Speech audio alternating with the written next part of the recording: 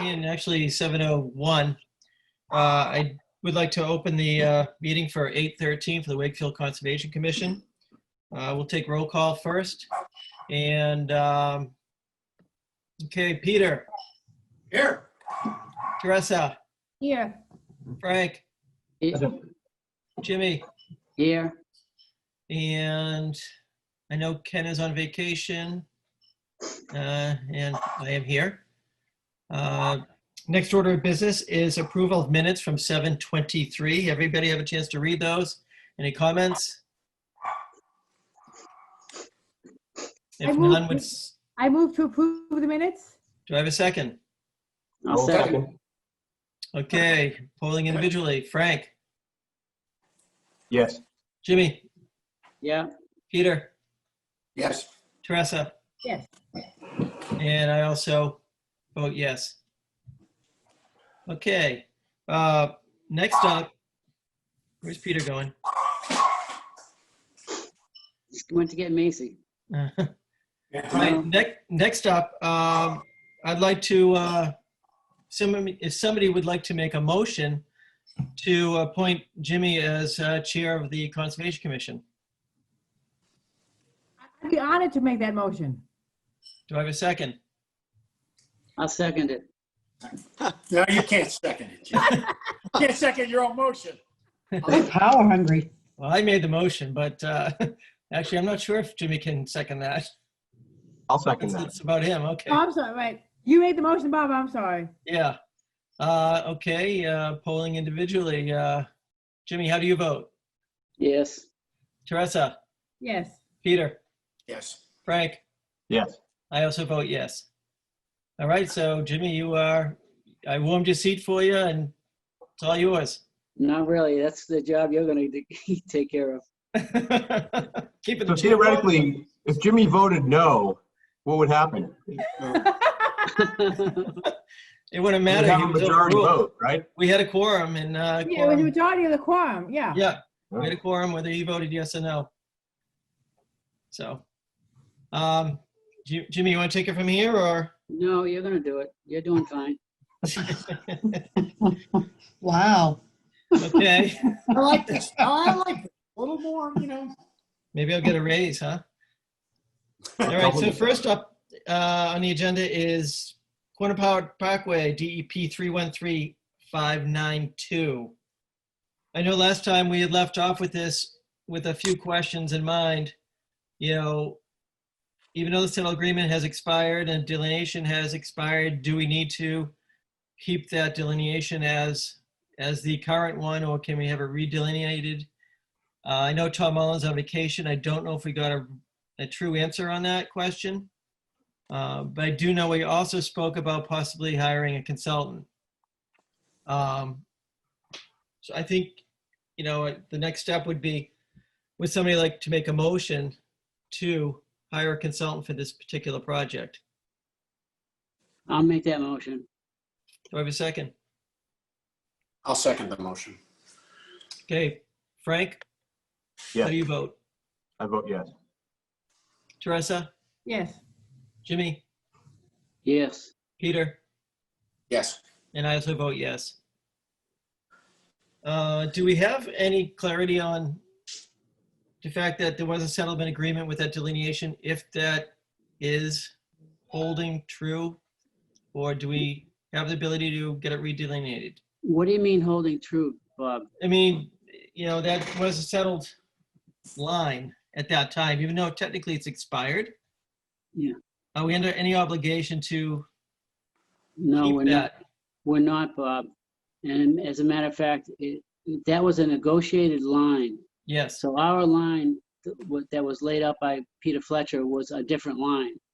So right off the bat, we were considering that not the legitimate BVW line. But we negotiated right, with them to get the line that you see on the plan. correct. But there's no negotiation going on right now. So we're clearly can go ahead and do another delineation. It's been 9 years. I mean, it's a 3-year turnaround period, and it's that way for a reason. Right. Okay. So Jim, Right. just to clarify, the applicant was proposing to use the negotiated line as the line, correct? John's here. Yeah, I can address that, Okay. if I could. So yeah, the applicant, I agree with everything that's been said, by the way. In the applicant's position, Mr. Manzo's here tonight, the applicant's position is, and I did have an opportunity to speak to town council about this. I contacted him on the agreement because the unique part of the agreement was, in what Jim Luciani said is correct, that line was a negotiated line. You had the Peter Fletcher line that was set by the commission. That was appealed. It was overturned by DEP with a superseding determination. And then we negotiated, well, I wasn't involved. The parties at the time, including the commission, negotiated the line that was on the plan that's part of the agreement. The line and the agreement have expired. Part of the agreement involved a consideration amount of $55,000 to be paid to the commission. And that was, when I look at it in totality, that was part of the concession of the line negotiation. Because the agreement is expired, we're before you here tonight to redo the line. And we could take the position, hey, we don't have to pay the $55,000 because it's expired. Everything in that agreement is expired. We want to be clear. We're not looking to do that. We're not looking to do an end run to that commitment that was made. What our goal would be to reinstate that line and reinstate the agreement with the obligation to pay, not to try to do an end run on that obligation. So, that's where we're coming from. And we want to be upfront with the commission on that, because to me, that consideration was part of the line that was agreed upon. You had the Peter Fletcher line, DEP had their line. We could have battled this out forever, and instead we agreed that a consideration would be paid to cover, I think probably at the time, the expenses of the commission to the commission's fund, and the line was negotiated in good faith. So we just want to go back to that point, and that's the perspective that we're coming from, and I just wanted the commission to know that. Okay, that's a reasonable way to look at it, Brian. Yeah. Yeah, it's fair, it's right, because I agree with the commission. Unless that was all included, you would not have agreed to that line. So we understand that, we respect that. And so that's where we're coming from. We kind of just want to do a redo on the agreement. Okay, I think we're going to modify that a little bit, but I think that's something I think is realistic at least. Can I clarify some of the history? I don't think it was quite represented correctly. We had submitted a line. It had been reviewed by Libby Wallace from our office and Elaine Breland. There were some adjustments that were made to it, and that shows on the plan that we're discussing, the 2011 plan. The Wakefield Conservation Commission basically denied issuing a delineation determination for lack of, I think there was lack of information. That the applicant appealed that to the DEP. The DEP came out and reviewed it. There was a lot of soils. There was work that was done. But the bottom line is the DEP came back and essentially agreed with the line that basically Elaine and Libby had come up with. Then the commission decided to appeal the DEP's superseding resource delineation, and it went to an adjudicatory hearing. It was at that point that I believe that there was basically the negotiation was done. So the history is a little bit different than what was represented. And the Fletcher line, I know there's been talk about that, but I don't know that that was ever submitted to anyone as the wetlands line. I could be incorrect with that, but I didn't see it in looking through the file. It looks like Elaine has joined us. Elaine, could you weigh in on this? Well, we have the, let me turn this up a little bit. Can you hear me okay? Yes. Okay. Well, you've got a final order of conditions and you have a line with a settlement agreement. So as I recall, I'm not sure, I don't think the Fletcher line was ever, is the DEP final order of conditions line. But I think, Peter, don't you have all the documents? Yes, I do. I have them right in front of me. Today, and I didn't see them. I have a Yeah, little. I have, but I meant to get you before this meeting, and I'm feeling a little guilty right now. So, But you know, I have to say, excuse me, I have to say it would only be logical that if everybody agreed it was the Fletcher line, I don't think there would have been a settlement. Because right, everybody would have agreed on the line. That's correct. And there wouldn't have been a settlement and a compromise and everything else. That's right. We would still be fighting it out. right. So this was the line that, yeah, right. So this was the line that the applicant had advocated for. That's what I thought. So here we are, you know, Jim, you had mentioned that 9 years had passed and there's a reason these things are only good for, you know, so putting aside, you know, putting aside the, you know, the settlement agreement, is this something that, you know, is this something that is a matter of course, given the, you know, kind of the sensitivity of the area near the lake, that we would want to hire the consultant before we would agree to the, you know, just to, I guess in my mind, things around the lake and this kind of property is very sensitive, and I think it would be worthwhile to, you know, consider hiring the consultant just to assess the continued reasonableness of the position that we, you know, that we took and that on which we settled. I guess what I'm saying is, do we need to do more, you know, is some augmented diligence required, kind of sensible in all events? Didn't we just say we were going to do that? We said that we were going to do it, and then Brian indicated that you know, Brian indicated that they would be amenable to doing, you know, to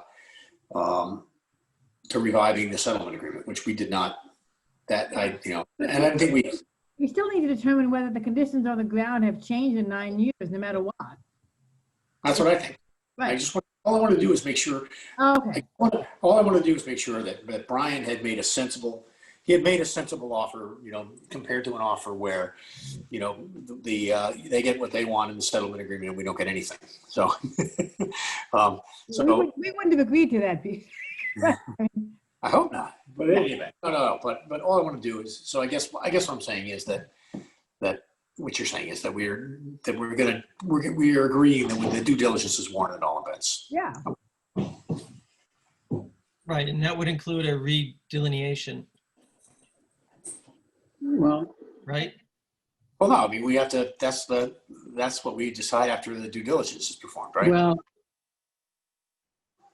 So is it an entire redelineation, or is it going to each of the flags that were negotiated that would place by survey and say this seems reasonable? well, that's a good question, because we never agreed to the line that's flagged out there. And if you were to have Fletcher come in or someone like that come in and do a redelineation, well, they would have to do transects through that. And actually, now that you're bringing this up, we never disagree with the whole line. There was only one section of the line that we thought was a problem. And in that section, we did 8 transects and dug 20 holes to come up with the line that we thought was correct. So I don't know which line you'd go by. And can I just, is the line that is the proposed line right now the same line? I mean, is the line flagged right now the old line, or is it different? That's the No, old settled. I think it's the settlement line. old line. I think it's the line that they originally thought was the BBW. Okay, so has But anyone? I think that's what we were agreeing in the settlement. I'm sorry, has the applicant done anything in, has the applicant done anything, in 2020, I guess is what I'm saying. Has anyone looked at it in 2020? Or is everyone, sort of the starting point what the old flag line was? That's what's currently flagged. John, is that correct? What's currently flagged out there is the line from 9 years ago. From the agreement, the negotiated line. Correct. Yeah, so John, my question is, have you guys done any diligence to confirm that the passage of 9 years has not on a physical basis changed your outcome, or are you just going back to where we started? I just want to make sure I know I want to make sure whether we're starting. Nothing has happened since no analysis has been done in 2020, or has there been analysis in 2020? Other than we did resurvey in the flags, because obviously the flags are no longer there. And Elizabeth Wallace from our office went and basically walked the line to see if there was anything that looked changed or different than what she remembered from back in 2011. And she did not see anything that, junk clearing, jumping out. One of the things too is you got to remember that this is basically an open meadow that's mowed. So that in terms of looking at vegetation, there's areas that are mowed. So that in terms of trying to look at vegetation, if it's already been mowed, then it's going to look the same as 2011 if it's mowed in the same place. Well, that's why you don't just look at vegetation. That's why That's why we don't use soils, because the right, and that's the whole. I feel like we're going to go down the same road. Is that there was a lot of work done, as you said, Jimmy. There was a lot of work done with soil holes were made. There was monitoring of groundwater. There was mooring wells were placed in, and all that work was done. DEP came out and reviewed that and came back with a determination that those soils did not indicate a bordering vegetated wetland. I think Brian's got the right idea. I think if we go back to the settlement agreement, if there's a way to reinstate that, I think there should be a couple of modifications as the payment of this $55,000. And that would be the simplest way to go forward. Yeah, I agree. I'm sorry, Jim, to interrupt, but I talked to Tom Owen about that. And as you know, town council never makes a decision on what direction a board or commission that he represents should go. He leaves that up to you. But we did talk about the feasibility of reinstating that agreement. He was appreciative of the position also that my client was taking and thought that it was a very fair position. But, I'd be happy to try to renegotiate that or, with whatever tweaks you wanted with Tom Owen. He's ready, willing, and able to do that. Jim, I'm misunderstanding. Are you saying not to look at the line again? Just go with the same line? Well, unless you want to get into all the stuff that John's talking about, he's right. We did a lot of work out there. We would have to do that work over again. So. Of course. Yeah, but like I say, but we've had, I think, I'm hearing things going in both directions here. What I'm hearing is that the passage of 9 years, there could be physical changes. And I know, John, you said that Libby did, kind of a cursory walk and nothing jumped out at her in terms of being physical changes. But I thought that, Teresa, you were certainly advocating, and that's what I was fishing for is, Right. Before we accept that, Jim, isn't it incumbent on us to do, some assume that that nothing's changed over the passage of 9 years? Because that's just an assumption now. Because Right. obviously if it has changed, then we're not doing our job. Yeah, that's true. Judy, sorry. Elaine, have you been out there recently? No. And I tell you, I agree that it is, if it's mowed, I couldn't tell you where the line was. Right. Same trouble we You had need to before. dig soil samples. Yes. Okay. Well, we could take and take Peter Fletcher's line and put it out there and see if that's the same. That would be the worst condition. And check it along that line. And then if it hadn't changed from when he originally did it, then we could say the agreement should hold, couldn't we? Who did the soil analysis? Oh, I'm sorry, because we had two Peter different. Fletcher did all the soils analysis. But there's still a disparity between the negotiated line and Peter Mhm. Fletcher's line, correct? Oh, that's of course. Well, That- yeah, That was our position, was the Peter Fletcher line, and their position Right. was the line that's in the settlement agreements. Well, Right. Jim's point is if it hasn't gotten any worse, then why wouldn't we agree to the settlement? I think, right, Jim? yeah, Right. And so, but we should check to see whether it's gotten any worse. right. Worse or better? I'm not sure what. I'm sorry, I'm sorry. But Worse, you mean the wetland expanded? worse for the applicant, better for wetlands. Oh, okay. Yes, if there hasn't been, I guess we're saying the same, thing, that if there hasn't been a material change from the past time, Right. then the settlement, the agreement that we thought was reasonable, then would of course be reasonable now. And- Right. Exactly. But if it has changed, it wouldn't be reasonable anymore. Right. Well, or And if it Jim, you said that it was only one area, right, where there was a disagreement? I mean, Right. why don't we can focus our efforts in that area and maybe do a spot check on the other ones that they have surveyed in there? Sure. Well, yeah, there's only one, we were never disagreeing with the whole line. It was always one area. I know exactly where that area is. It was And the I think south, we have a plan from, I think Judy found a plan in the file Mhm. that, I think that shows that his line. John, you have that plan, don't you? John? I did look through the file and I found a plan. I believe it is the, Can you bring it up? Is that okay, Mr. Chairman? yeah, I Yeah. got it. I have to Maybe- share here, let's see. Yeah, Maybe, could John put that line out there as well? John's gonna bring it up on the screen, Jim, if that's okay. Yeah. Okay. But I'm saying when in the field, if he's got the right drawing, can he put that in the field and then we can look I at it? see what you mean. I have a question also, is that I don't know what, when you, John, when Libby looks at the line, has there been mowing on the, is there continued mowing on the other side of the negotiated line? In other words, are those flags in a, is there a mowed area on either side of those flags today?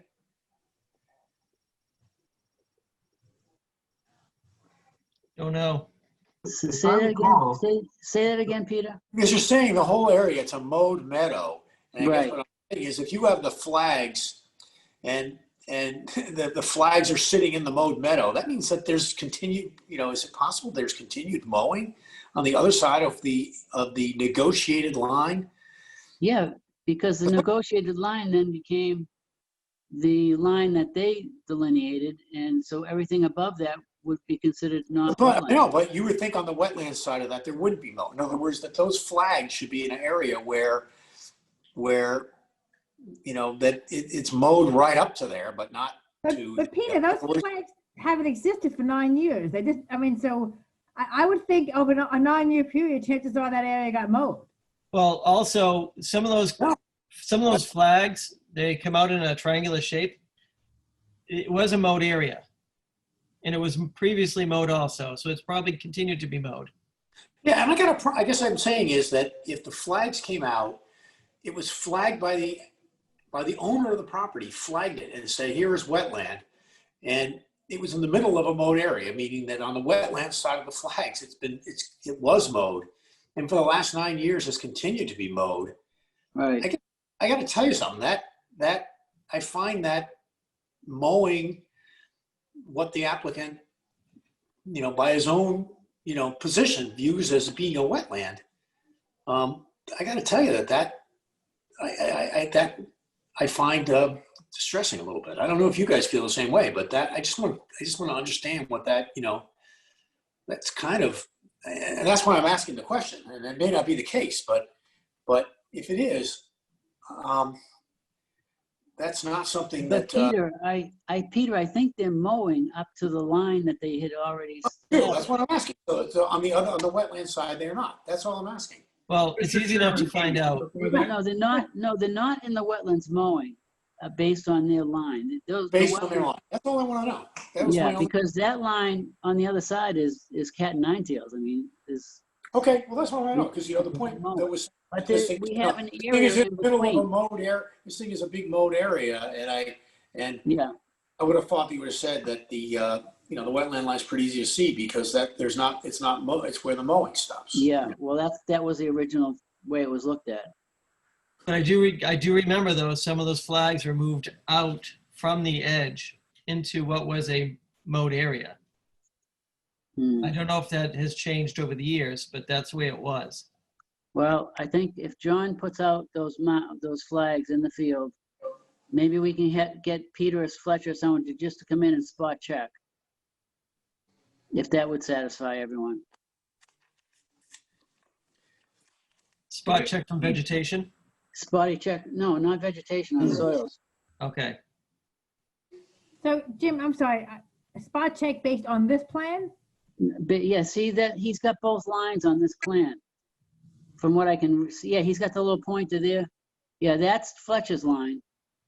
And the other line is their line, heading towards the 95. perimeter, yeah, 95.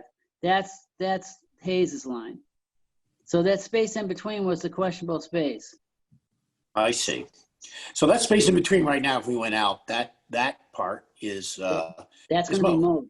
that's going to be mowed. But the other part that's on the edge of the wet, where it says edge of wetland, on the other side of that, that's not mowed. Okay, That's that's not all. mowed. That was No. my only question was a limited question. Okay. And Jimmy, it was DEP who came in and said that Peter Fletcher's line couldn't be supported.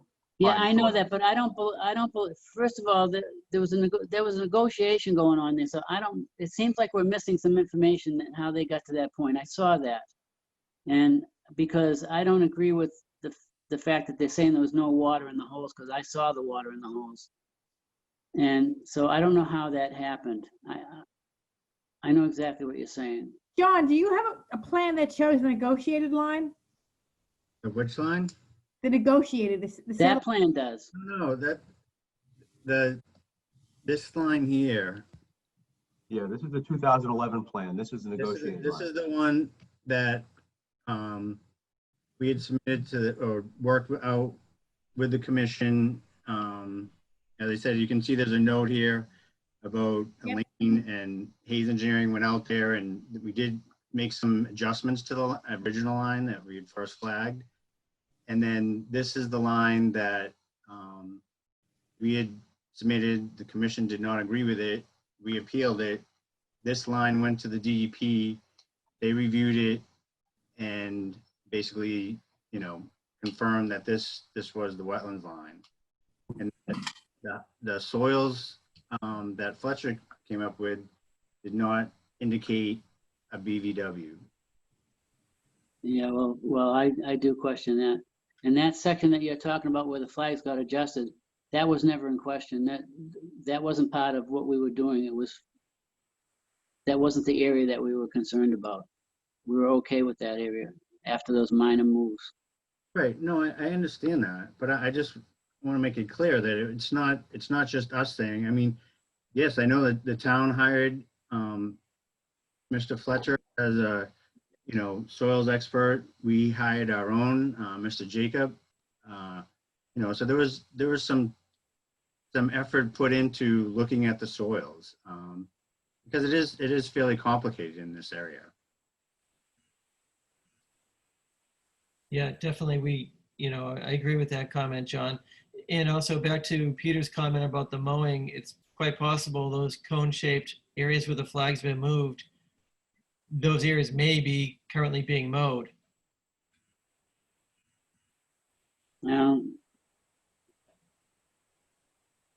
Which, based on Okay. how they were mowed before, you would think the landscaper would just continue the same, perimeter. Yeah.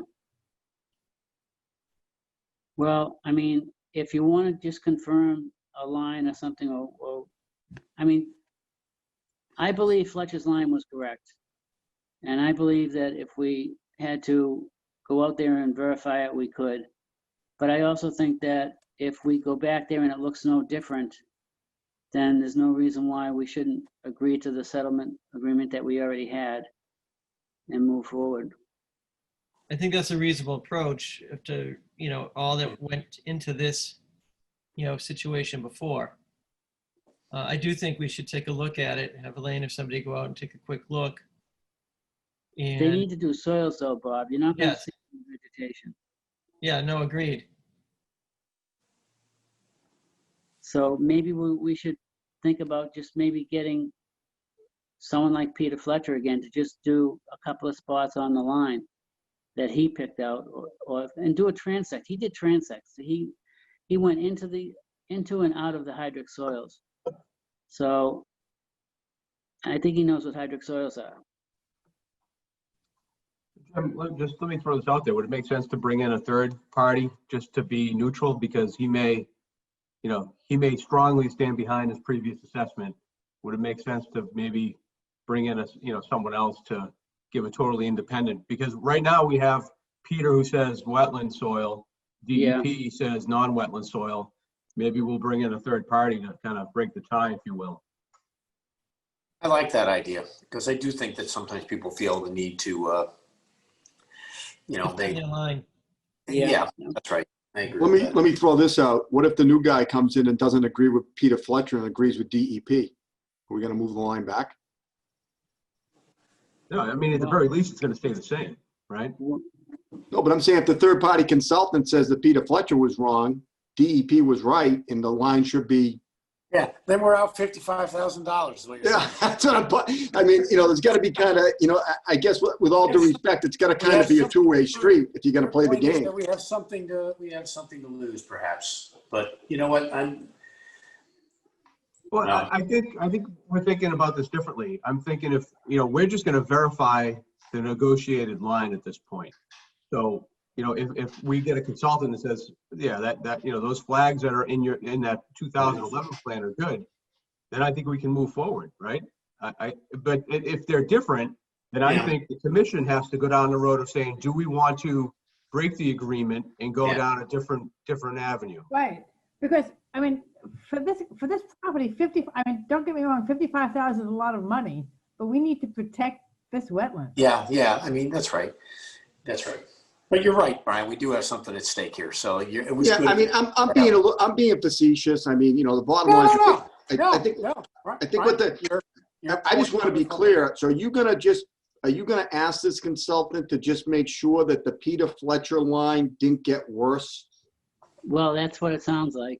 Or are you going to have them look at the negotiated line and say, is that reasonable? What's the objective or the assignment of the consultant going to be when he goes onto our property?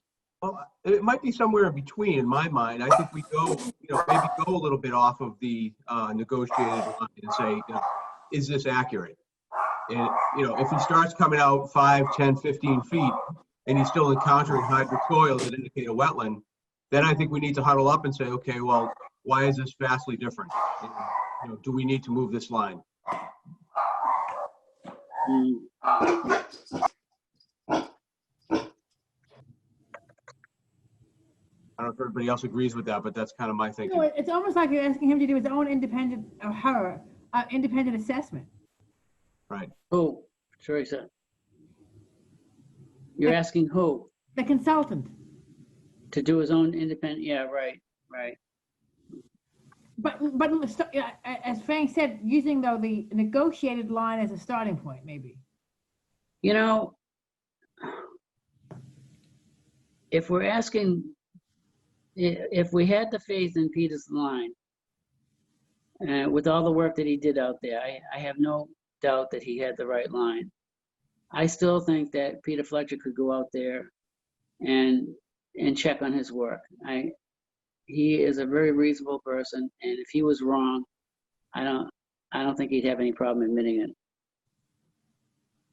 But I think that to ask him to check the line that he put in, he's just checking his own work.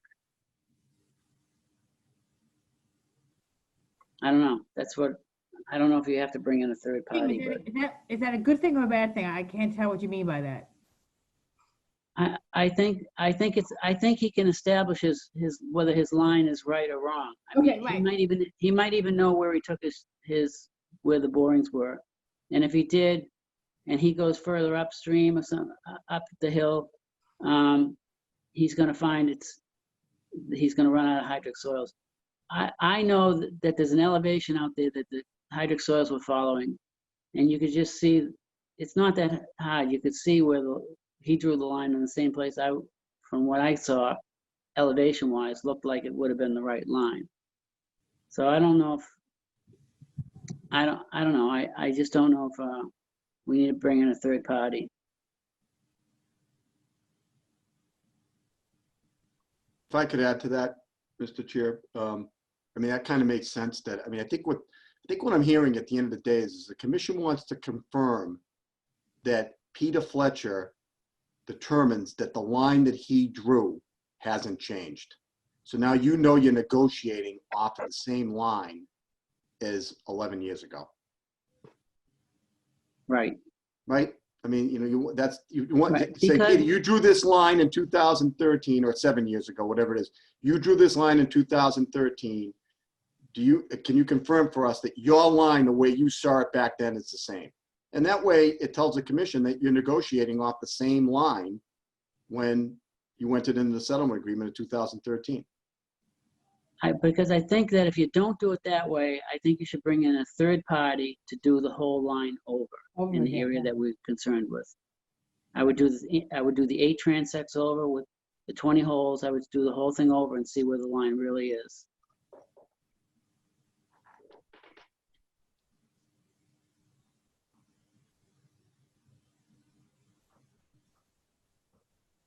Yeah, I mean, John, I can you see give pros us and a- cons to each approach. John, Brian's hand is up. Oh, I already spoke. I'm sorry, Mr. Okay. Well, again, bringing the third party would take a lot more time and a lot more money, probably. I'm not worried about that. Okay. That's not my problem. No, you're right, it's not yours, ours.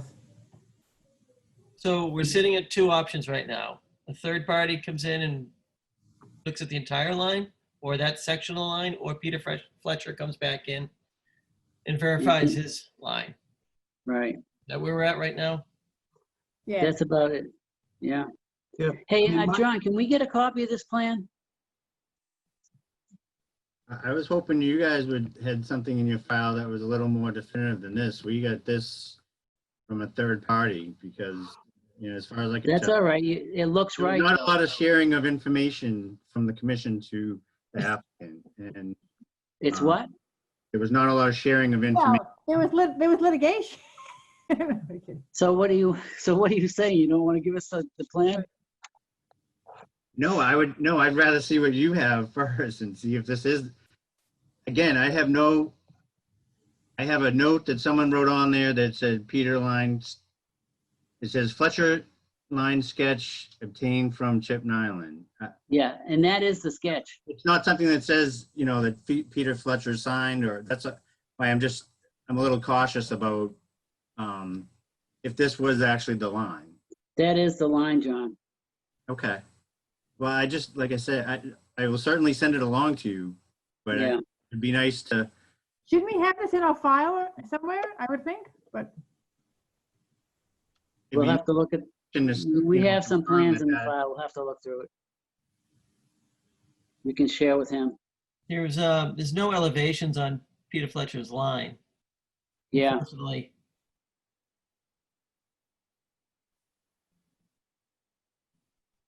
No, the way it looks like, you know, his hand, you know, is basically hand drafted off of the other wetlands flags.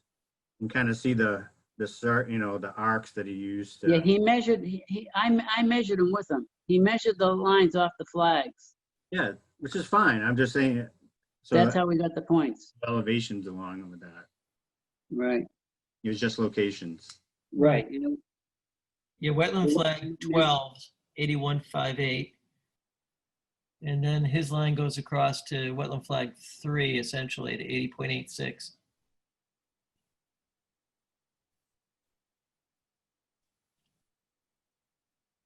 Well- Joe, what's that elevation for the hashed or line below? Which one? The dash dotted, hash line there. What is that elevation? That's a grade, right? Yeah, that's an. What is the elevation of that? Dash. No, that's the buffer line, I think. You're talking about this line? Yeah. Yeah, that's the It's a 100-foot buffer. 100-foot buffer line. Oh, okay.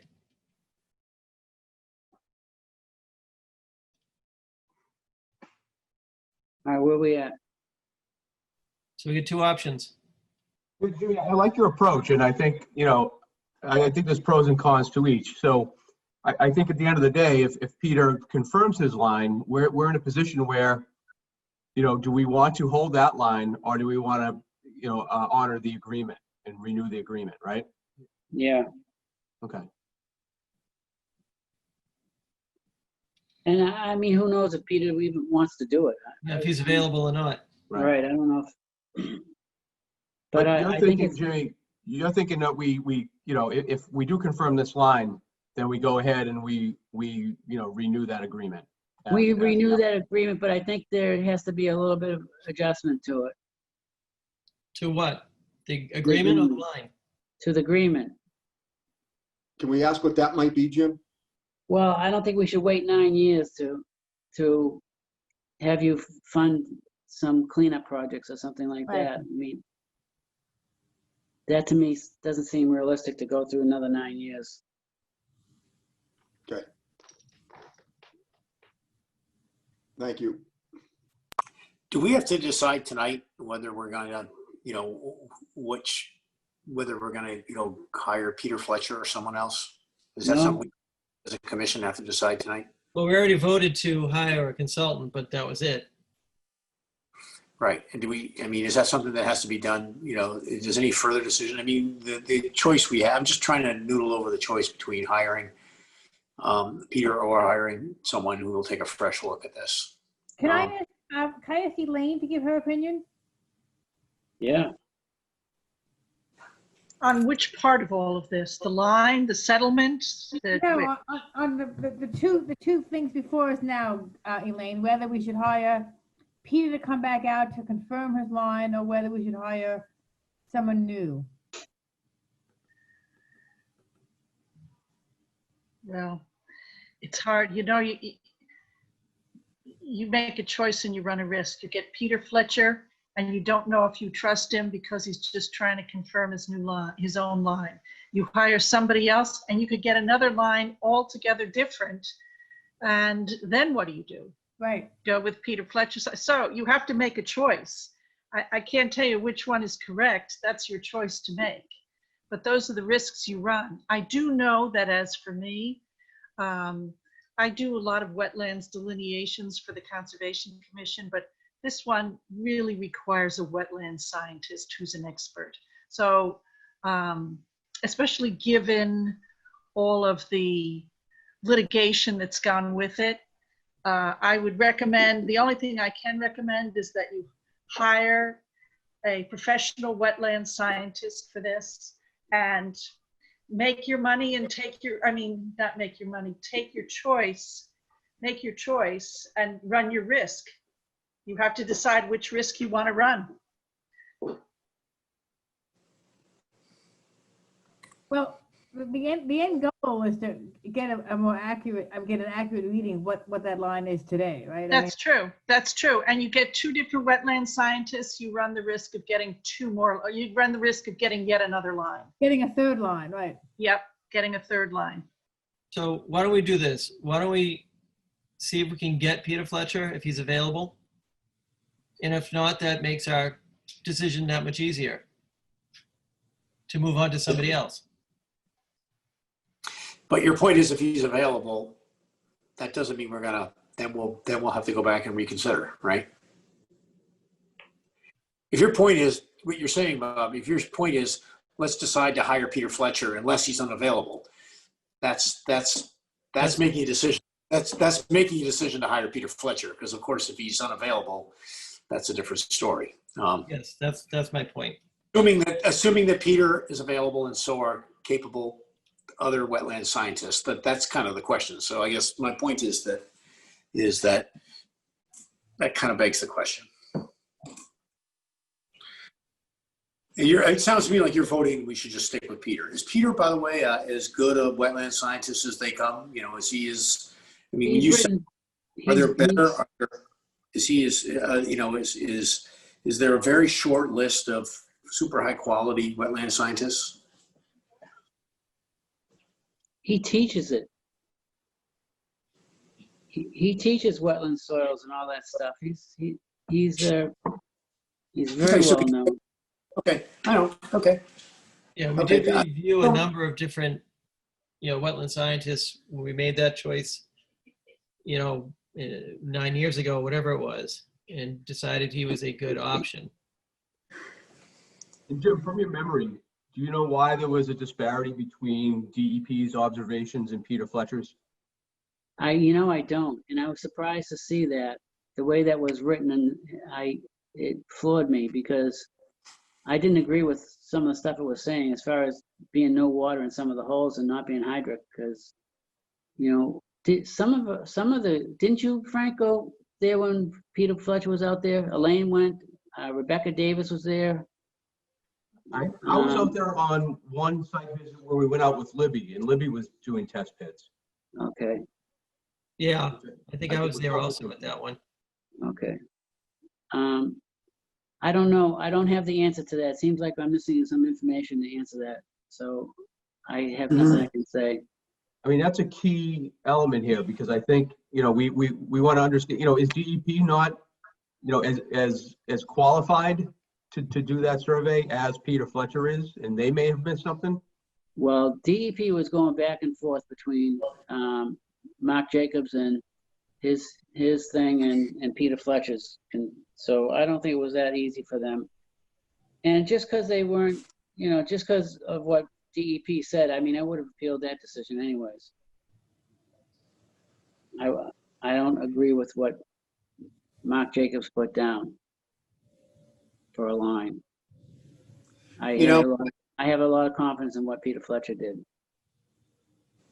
And if you do choose him, I think everyone should go down there and watch him because he's a teacher. He's going to go through the whole thing with you and explain what he's doing and why he's doing it. Right. But I guess my thought would be that well, I don't know what I mean. I just am worried that I don't want to put the DEP in a position where the same wetland sign, if we decide that we're gonna dig in, or that the DEP is sort of, well, the same guy said the same thing, and why wouldn't we say the same thing? Well, I'm just. I think it's going to be all in how it's presented to DEP, and I think that. Yeah. Okay. Well, Jim, let's think about this. Let's think about this slightly differently. What's the objective there? Is it the objective is to confirm his old line? So we're left with the option to either push hard on that line and make that the line, or we go back to the agreement, and we understood that was a line before, but we were willing to negotiate back to that line. So, if he does confirm that, that's, we have one or two directions, but at the same time, you want to make sure that line hasn't creeped, right? Right. Yeah, but aren't there also qualitative things that, for example, if it was, on a scale of 1 to 10, it was a 6 wet, but now it's a 9 wet, and it's the same kind of line, but it's just more apparent that, that's even more. When it comes to soils, for all the bleaching out of the minerals and stuff like that, it takes years for it to change color like we were shown in that other site walk that we did. You could see the difference in the soils. So I don't know, Peter. So your point is almost that it's the considerations run in all directions. It's almost like it's a fool's errand that how likely is it there's going to be any change whatsoever between now and then if it takes years and years for. Yeah. Right. I mean, it could take decades from what we heard last time when they presented for this project that, to change from hydric, to hydric from upland could take, decades. Oh, couldn't that be a question we asked Peter Fletcher? How likely is it that your soil samples will change? I mean, that would be interesting to hear the answer to that, right? Yeah. And is it even worth bringing him out to resurvey? That could be the initial question. Well, I mean, we have seen wetlands change, and a few years' time from one delineation to another in other places in town. So it is certainly possible. Is it likely? Who knows? This area is a maintained lawn. So I don't know. Maybe yes, maybe no. But I do think it's worth having that question answered and looked at.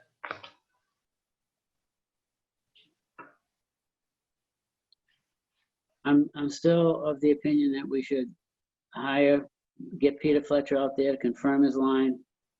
And that seems to be in agreement with the settlement agreement that we had. We modified that to suit what our concerns are. And I think we can move forward. Yeah, I agree with that position. I agree with that too.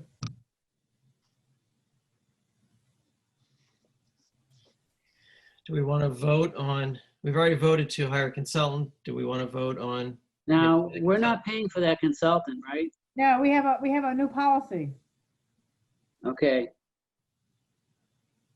Does the applicant know about that new policy? Oh, No. Under state law, we're allowed to enact a policy that says that the applicant pays for our consultants, and we've done that. okay. Well, then we'll need to know how much Mr. Fletcher will charge, right? Yes.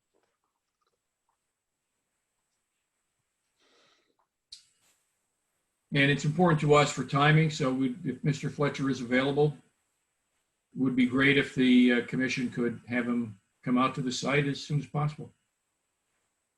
Okay. Elaine, could you reach out, see if you can get in touch with him tomorrow? Yes, I can definitely do that. So you want me to reach out to him, see if he's available, and do you want me to get a price estimate from him? Yes, please. And that's to confirm the entire line or just wetland flag, looks like 12 through 3? 3. yeah, 3 through 12. The whole thing or just that one section? Wait a minute, I can't read that. Where are you getting that? So 3 is the upper right-hand corner. There we go. That's 3, and that's 12. Okay. There's a point there where the two lines are the same and then they diverge. Do you want him to do the entire line? Or you just want him to do where it diverges? Where it runs into our old line, I think, is the area that was in dispute last time. You mean where it runs away from the old line? Yeah, from, John, did you have that little pointer? Yeah, from that point there, going Yep. all the way up, That's 12 To 3. to 3. Okay, got right it. to there, yeah, right to there. John's got it. Now, I do have one problem, and that is I either need an electronic copy of this plan or I need the paper plan and Peter has the file. So I have to Okay. get a copy of this. Well, John said he'd give you a copy. All right, John, Right. could you email that to Judy's email address? I just sent it. Thank you. Yeah, I mean, I guess the advantage of using Peter Fletcher is I'm sure he has all of his old plans and materials available. Okay. All right. All right, so yeah, I'll get on that tomorrow. Okay. Jim, I love to complicate things more, but since he is confirming a line, should we have him check, that other part of the line as well, to make sure there's no changes there either? Not all the flags, maybe spot check some of those points that are there. I think Like that's a good 19. idea. Because what's going to happen if, we do see some creep up there? Our first question is going to be, well, where else did it creep? And, Right. and instead of bringing him back out, it's probably another, I don't know, half hour, an hour of his time just to confirm, spot check some of those other points. No, that's a good point. It is. Yeah. Yeah. Maybe pick a couple like 17, 19, 22 A and B. Those are the furthest ones out towards Quantapowhat Parkway. Yeah.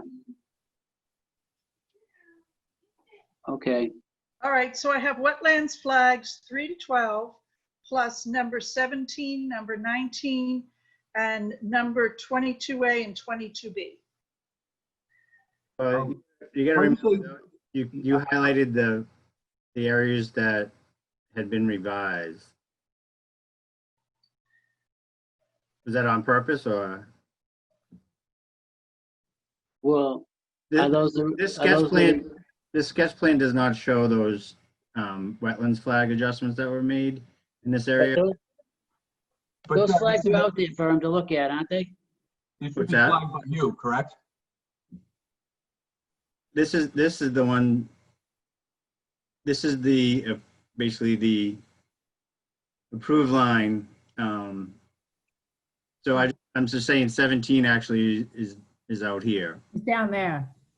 as opposed to on the Fletcher, he didn't, it must have been an older plan that he drew it on, that's all. Yeah, I'm talking about the ones on the 2011 plan that you have up on your screen now. Okay, no, that's why I was wondering if that's why you were picking those on Yeah, purpose. and I would probably, yeah, I mean, I would include 23, 23A, 22A and 22B.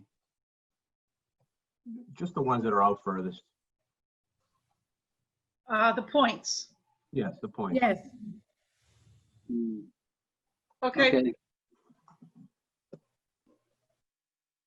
Sounds reasonable. John, are you gonna have to flag those for him?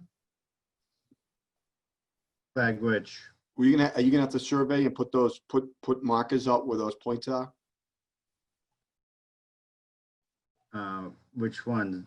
Well, what the numbers that they're talking about, 23? No, we Those are there. flagged, basically the extent, basically this wetlands line. Oh, okay, great. So that's already flagged, right? That's already flagged right now. Yeah, that's how we when we restaked it, that's what we. Great. I just didn't know if it was done in that area or not. That's all. Yeah, Yep. those are all part of the negotiated line. Yeah, we did the whole thing. Okay. Is there some way, John, you could put this on the screen at the same time you put the other plan you had? What, overlay them? Yeah, or side by side. And I know you can overlay. No, I don't have, You don't have an electronic version of that, right? yeah, I don't, I mean, I could, but it would take me a little bit. Because it just seems to the naked eye, just looking at it, that the negotiated line up there is exactly, your line. But, except for It's only in this area, yeah, this that's the area only is thing, right. different. right, okay. So where the Fletcher line is it's, Right, it was basically, yeah, okay, those didn't change. okay. all right, so one quick question. Did I hear you say that there are flags in the field now, or that the flags were all gone? We went out and resurveyed in all the flags that showed on the 2011 plan. Okay, all right, thanks. So we're all set for now? I think so. Anything else? If I could just ask, Mr. Chair, if through you, if Elaine could just email us the results of her conversation with Mr. Fletcher, that, A, he's on board to do it, his time frame, and the estimated cost. Sure. Yeah, that's Once she finds out. not a Do we want problem. to approve a Plan B if he's not available? Just for this, the interest of time? I don't know what is the plan B, Frank? Another consultant. What, We don't have, If Peter's not available, are we, do we want to wait 2 weeks before the next meeting to make a decision on what to do next? well, wouldn't we need to agree on who the other consultant would be, Frank? I mean, I have some ideas, but, I'm sure the commission has some scientists that we've used in the past, or we can recommend. I mean, I certainly have a couple I could recommend. Do we need to make a decision about that consultant? We don't need to Why vote on it. Why don't we see where we stand right now? Is this something that has to be done right away? Or can we let this go over for another 2 weeks? Well, John, Brian, I'll let Mike know, my client knows more on that with his timing, so I'll let him answer that question. well, we would like it to proceed quickly, obviously. With all of these slowdowns with the pandemic and the Zoom meetings, things are moving everywhere slowly. So I would suggest if Mr. Fletcher's available, and let's have him go out there ASAP. right? I think one way or another, we will need a continuation to the next meeting, correct? I would think so. Yes. And, you know, I suggest that if Mr. Fletcher is not available, the board make a decision, an executive, you know, committee decision to hire another firm. Yeah.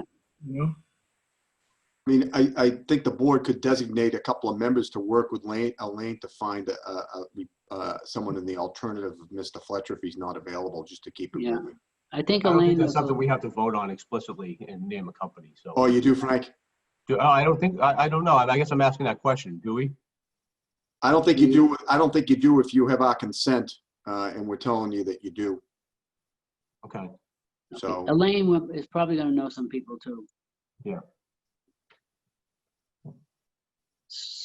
All right, so Okay, where we at? so I'll call Peter Fletcher tomorrow, and you know, I'll let you know one way or the other, even if I just have to leave a voicemail.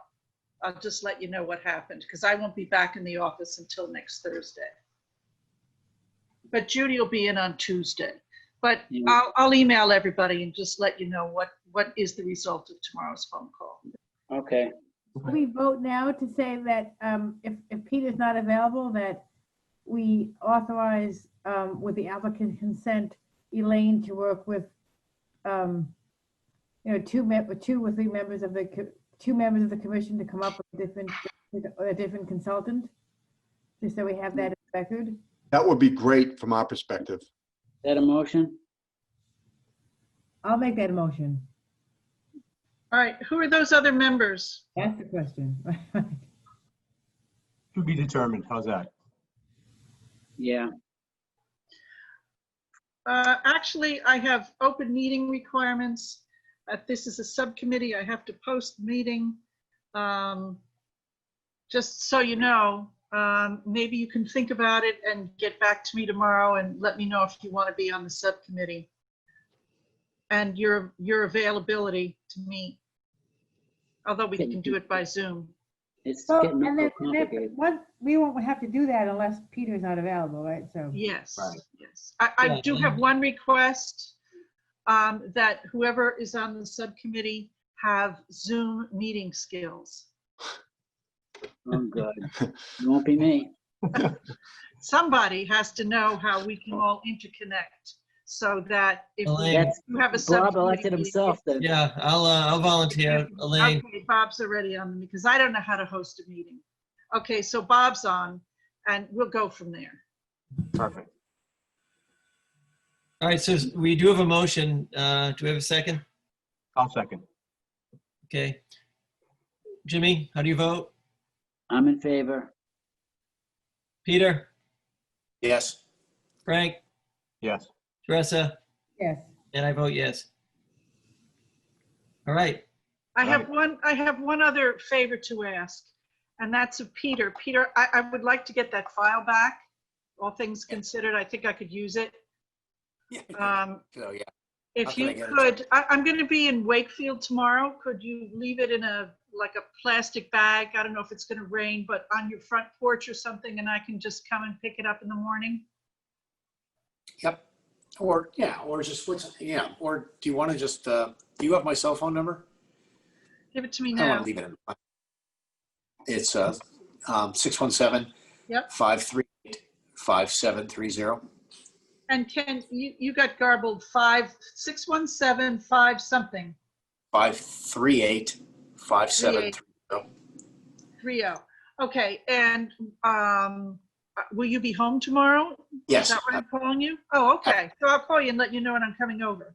Yeah, that's perfect. Thanks. Okay, all right. Okay, are we ready to move on to the next item? Thank you for your time with this. Thank you. Thank Appreciate you. Thank you, everyone. Couple of announcements that I would like to say that occurred after we started. We do have our student liaison, Ali, with us. And also, I would like to say that Nini Ren also did resign. He's moving out of state, I believe this week, actually, to Pennsylvania, and he has submitted his formal resignation. Okay, next up is DEP 313593. That's 154 Salem Street.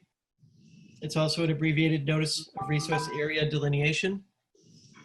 We did do a site walk last, actually 2 weeks ago, I believe. Do we have the applicant here for L&L Development? Yes. Good evening, Greg Hockmuth from Williams and Sparagus, representing L&L Development for the abbreviated notice of resource area delineation filed for 154 Salem Street. All right, thank you, Greg. Do we have any discussion? We did, most of the commission actually walked the site, a few weeks ago. And we had actually visited that site many years ago. We did see all the flags. We did get some soil samples. And from what we saw, the flagging certainly seems reasonable. Any discussion or comments? I just want to add that I compared the flags from the previous filing in like 2000 and like 11 or something like this, whatever it was, the previous one was. And I compared it to the flags for this one, 2009. And I compared it to the flags that were submitted on this. They were identical with the exception of flag 10. And I took a look at the field data form for flag 10, and it shows hydric soils and 5 wetland plants, 3 non-wetland plants. It makes the wetland a little bit bigger. I would accept the new line with the new flag 10. So just to be clear, you're agreeing with our line? Yes, Okay. correct. Thank you. Yeah, we did quite a bit of samples out there, when we did walk it. I mean, it's a very interesting lot. So there's been disturbance over the years. Some digging and then some piling of soils, and it's somewhat complex. But we did get a good view of it, and we had a lot of good looks at soils while we were out there. Any comments or questions from anyone on the commission?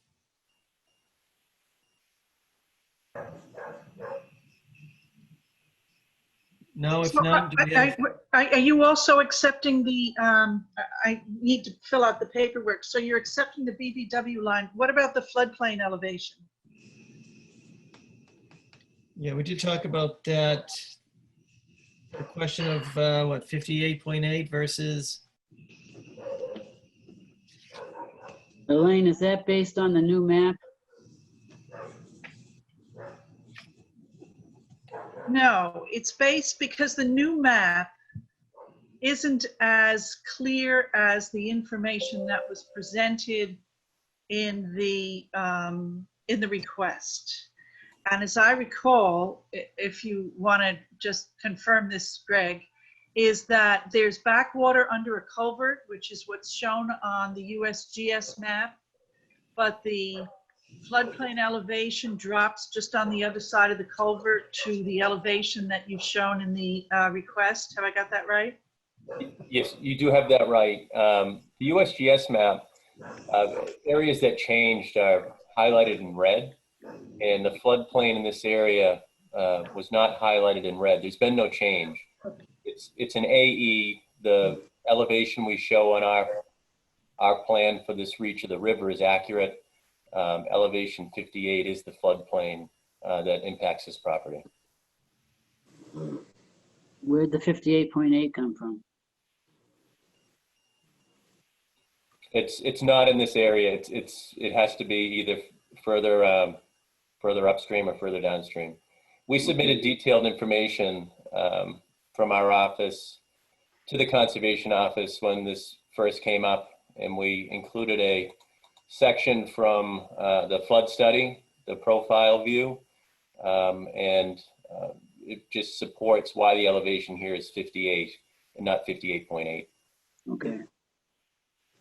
Elaine, you have that? I information? I do have that information. Maybe I could get a copy of it. You have it. Yeah, it's in the packet that was handed out. And they went over it last time. Thor went over it at the last meeting. I Right. know we did that. I don't have that information, though. I'd just like to look Yes, you at it. do. I don't.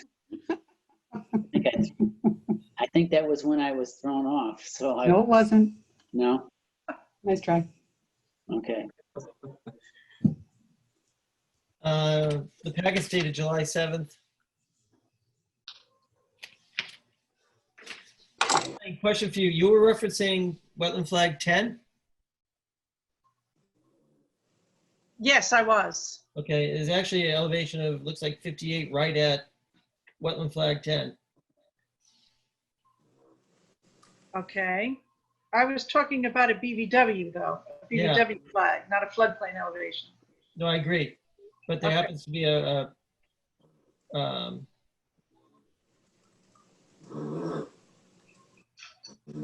yeah, there is a line. Yeah, we show the floodplain line in a darker line type on our plan, which is elevation 58. And you're correct, wetland flag A11, A10 are just about at elevation 58, slightly below. There's a very unnatural mound above Right. wetland flag A10, which is just below the sewer easement. I suspect a lot of the reason why it looks so altered out there is because they did put the sewer right through that section of the lot many years ago. But there's also some trails, some ATV trails, and a lot of alteration in that area. But the wetland line was pretty abrupt as far as the vegetation and soils go in that area. Yes, yeah, we definitely saw that. We definitely saw the vegetation change. A lot of skunk cabbage in that area. And I thought I saw some old wetland flags out there that were well below my flags in many locations. That's why I was kind of surprised to hear that it was almost identical. I would have thought mine was slightly more conservative based on the old flags that I saw out there. Yeah, it was interesting. Looking at the vegetation gave you one indication, but then looking at the soils gave you a different indication. Right. The river was very well defined. That wasn't a challenge at all, trying to find mean annual high associated with that. How do you guys get do you do a ground survey to get that contour for the flood elevation, or how do you do that? Yeah, we did a full topographic mapping of this lot by survey. We carried elevations with each shot. Okay. Sounds good. I thought it was a good delineation. Thank Yeah, agreed. Thank you, and I apologize I wasn't able to make the last meeting. Thorson Akerley from my office did cover it. I actually did the delineation out here. I wasn't able to make the site visit or the meeting. Yeah, he did a nice job of You did excellent. pointing out the different vegetations and giving us samples of soils. Oh, good. I'm happy to hear that. Yeah, we did quite a few holes. He was very good. He came back and told me he never wants to do a site walk with your commission again. Understandable. He did not say that. Yeah, he did do a lot of digging. Do we have any further discussion, or would somebody like to make a motion to approve? So, I'll make a motion oh, sorry. I second. to accept the, I guess it would be BVW, riverfront, and floodplain as described in the red. And we have a second from Teresa. Yes. Okay, Jimmy. I'm okay. Oh, good. Okay, Peter. Here. Yes. Okay. And let's see, Frank, you made the motion, and how do you vote? Yes. And I also vote yes. Okay, Great. Thank you very much. thank you. Thank you. Have a good night. Good night. Bye-bye.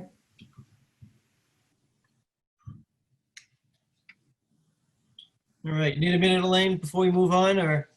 No, I'm good. All right, so next up is MBTA right-of-way. This is request for determination of applicability.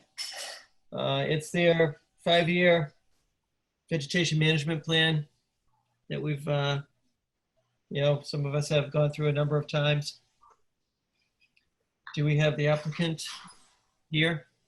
Yes, good evening. This is Clary Kutu representing Keolis, and I have Matt Donovan from FDCE who's going to do the presentation. I'll be available for questions as well. Thank you. Hey guys, this is Matt Donovan from FTC Engineers. If you don't mind me sharing my screen, I can start by pulling up the maps and the vegetation management plan.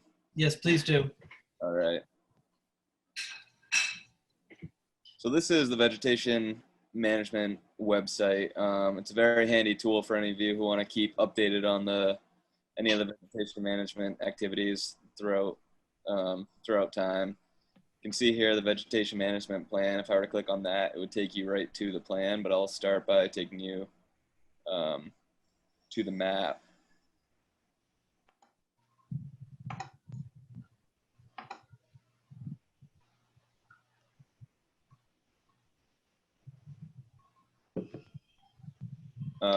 So the RDA was submitted to your commission as part of required by CMR 11, which and as well as specific sections of CMR 10, which require us to submit the delineated maps of the right-of-ways to the Conservation Commissions to determine the boundaries are accurate. The requirements are part of the 5-year vegetation management plan, which is designed to manage and control vegetation necessary to keep the railroad safe, as well as the public. The plan is heavily regulated on all levels from federal to state to municipal. And as it's executed, great measures are taken to keep the sensitive areas protected. The sensitive area restrictions can be found in detail in CMR 11.04 and also in Section 8 of our vegetation management plan. As part of the 5-year vegetation management plan, your commission, the Board of Health, the Board of Selectmen, and the Department of Agricultural Resources is supplied annually with a yearly operational plan, which is consistent with the 5-year vegetation management plan. And it goes into a little more detail about the vegetation management activities for each year throughout the duration of the 5-year plan. And that can all be found on the website too. We send you certified mail every year, which you should have received back in February this year, I believe. So the RDA, these maps, the vegetation management plan includes a integrated vegetation management approach, which uses chemical application as well as mechanical and physical measures, which are taken. And this is all the objective is to limit the chemical use. And so the RDA, the maps that we supplied you with are mainly mainly for the application of herbicides and the restrictive zones for that. The maps are made with USGS and Mass GIS layers to determine the boundaries of the protected areas. And we do also get a list of private wells annually from the Department of Agricultural Resources. And in the field, the railroad tracks are marked with the same colors that you see here on the maps, the yellow, the dark blue, and the blue. And this, it's marked in the same spot that these maps have, and these maps are carried in the truck as the spray truck performs the application. And there will also be an environmental monitor who's a direct employee of Keolis's environmental team in the truck who has these maps, and they will instruct the operator as necessary. Most importantly, no yellow zones will ever receive any form of herbicide. And it's important to note the blue zones, the the blue zones are where the environmental monitor is on alert, and if the conditions are right to spray, and if these areas do need to be sprayed, as long as they're within the minimum interval for allowing the application of 1 or 2 years, depending on what color blue zone, they will be sprayed just for that interval. More effort is put into controlling the vegetation with physical and mechanical measures in these blue zones. So I think I covered pretty much everything I wanted to say. So if you guys have any questions, feel free. Question, the cross marks on the tracks, does that represent a certain distance between, like 100 feet or something, or? No, that's just what it's pretty common to depict railroad tracks. Okay. That the mile posts themselves, 10 to 11, represent a mile, and that's fairly accurate. Mile posts. Okay. What's more accurate is the I got it. scale down in the bottom left corner. So I know we've gone through this before, but as they're coming down the tracks, the monitor sees the change in color, the blue markers, and, you know, alerts whoever's spraying or whatever to, you know, stop, or how does that actually work? I'll take that question, Matt. Yes, and also in addition to that, what we have as an objective in best management practice is for all the areas within the rail line that have been, that rail ties have been replaced, or that any kind of construction activity has happened recently within the last year, regardless of whether it's a spray zone or any other zone, we would not spray those areas. So one of the best management practices that the environmental monitor will consider is that we review the previous applications. So we have a map where we have milepost to milepost, what was sprayed, was track 1 sprayed, was track 2 sprayed. And, you know, based on that, we kind of align the work that's going to happen this year. However, when the environmental monitor is out there, specifically when it comes to that dark blue and light blue area, usually an area similar to what you have here near your pond area, most likely it's going to happen that right after that light blue zone below the 9, you won't have any spray necessarily until the end of that area, simply because it's such a short distance between that and the area that doesn't need to be sprayed, the no spray zone, that usually is more cost effective not to spray at all. Provided that those areas do not need to be sprayed, we won't spray. So that's best management practice.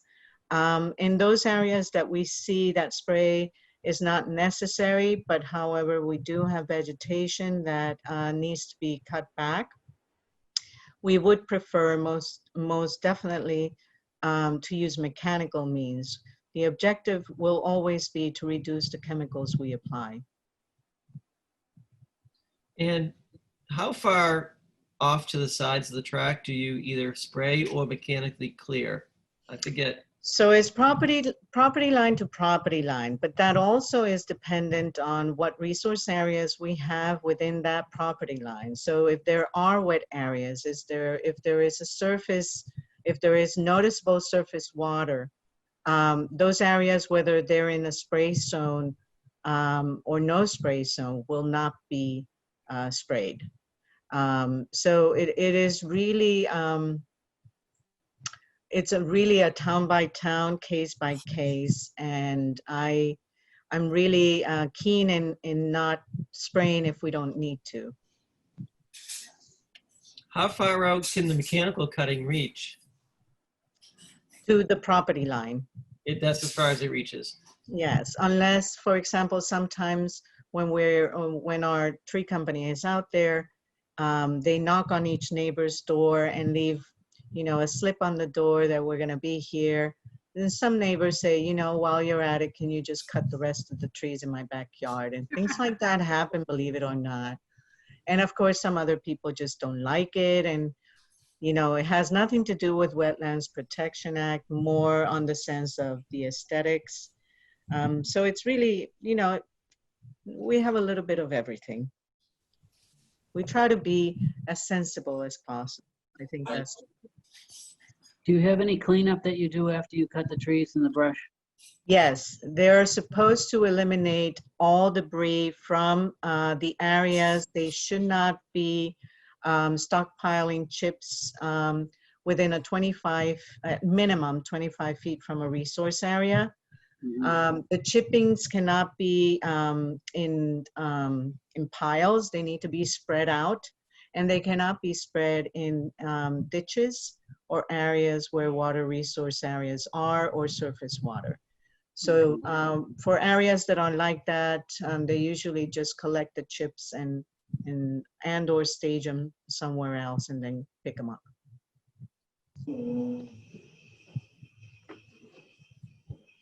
So Bob asked a question about, how far out, and I think how far out the spray goes, and you said to the property line, and that varies as you go along the right of way. Do you have a map that shows how wide that spray should be? Well, we usually go, the environmental monitor is very experienced. He's been doing the high rail now for 4 years. He's very experienced in terms of the property lines. We use valve plans that are not precise by any means because they date back to the 1900s. So we usually use the fences. For example, if a neighbor has a fence, we won't go beyond that. We'll try to stay, we do stay within the property line. There is no vegetation to spray. We don't spray. But any fence, any landscaped areas, any public areas, any near the platforms of the stations, there is a whole list of things that are being considered when the spray truck is out there. So if there are people around, they don't spray regardless. So it's, it's a very controlled process, and rightly so, because it's a public health. We're trying to limit the impacts to public health and the environment as well. And it's done in two directions, obviously, correct? You spray one side. So it depends. We try not, yes, but not at the same time, if that's what you're saying. So if there's 2 tracks, we usually go down one track and then come down the other track, simply because we cannot encroach on the other track with a boom.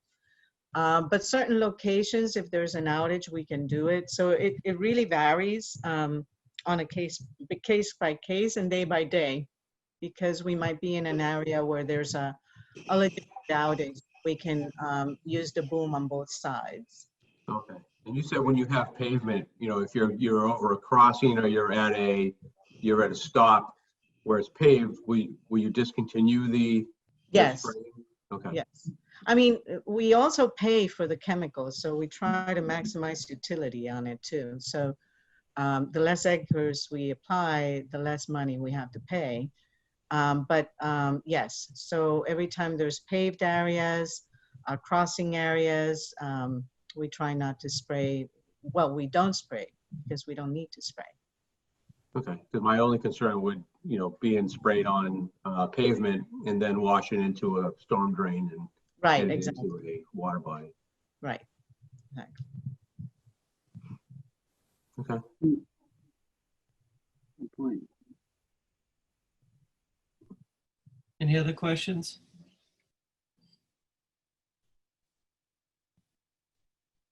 Nope. No. Elaine, anything from you? No, I just want to say that in the request, they're looking for a negative determination. The one that, the box that says the work described in the request is within an area subject to protection under the act, but will not remove, fill, dredge, or alter that area. Therefore, it does not require a filing of a notice of intent, or they request number 5, determination citing as an exemption. I guess that looks like an exempt minor project, activities conducted to maintain, repair, replace, but not substantially change or enlarge an existing and lawfully located structure or facility used in the service of the public. So those are the two they have, the two negative determination boxes they have requested, one or the other. And I don't remember what we did last time. Do you? Or do you have it? I don't have it, but we've never really done number 5. We've done number 2. Right. It's within an area subject to the act, but doesn't fill, dredge, or alter the area. No notice of intent required.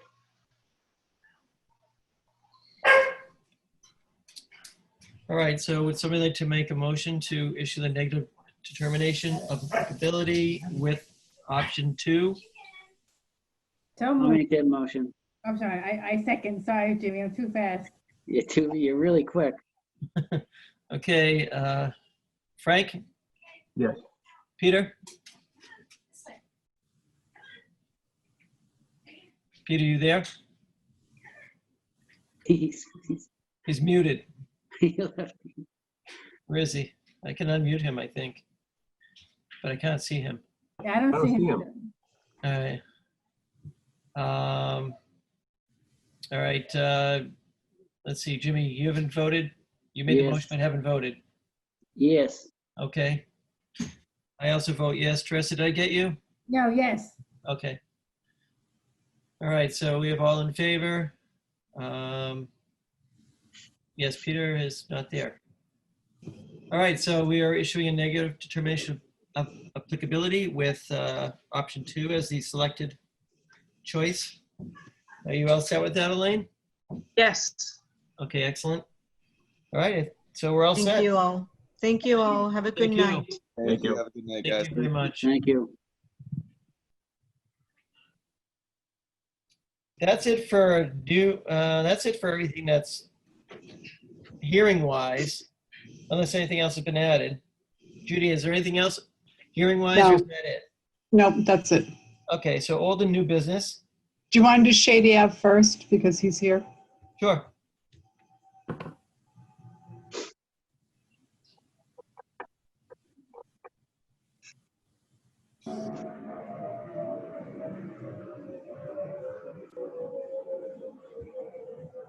All right, so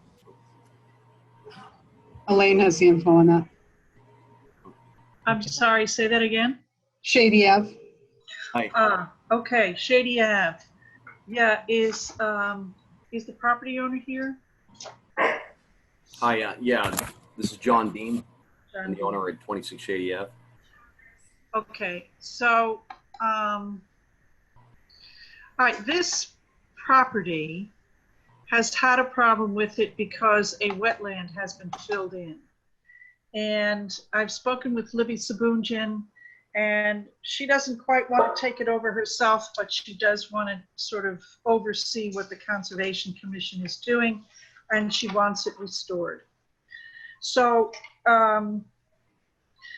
Bean hired Hayes Engineering and then I think spoke with a couple of other firms who came in to do estimates on the work. And I guess the cost on it was extraordinarily high for him. Correct me if I'm wrong at any point here. That's correct. It was Okay. more than I anticipated. So I thought what we might do is take a more practical approach and do it a little bit at a time. So my first thought was the most important part, I think, of the area is the stream. There's a wetland that borders on the stream.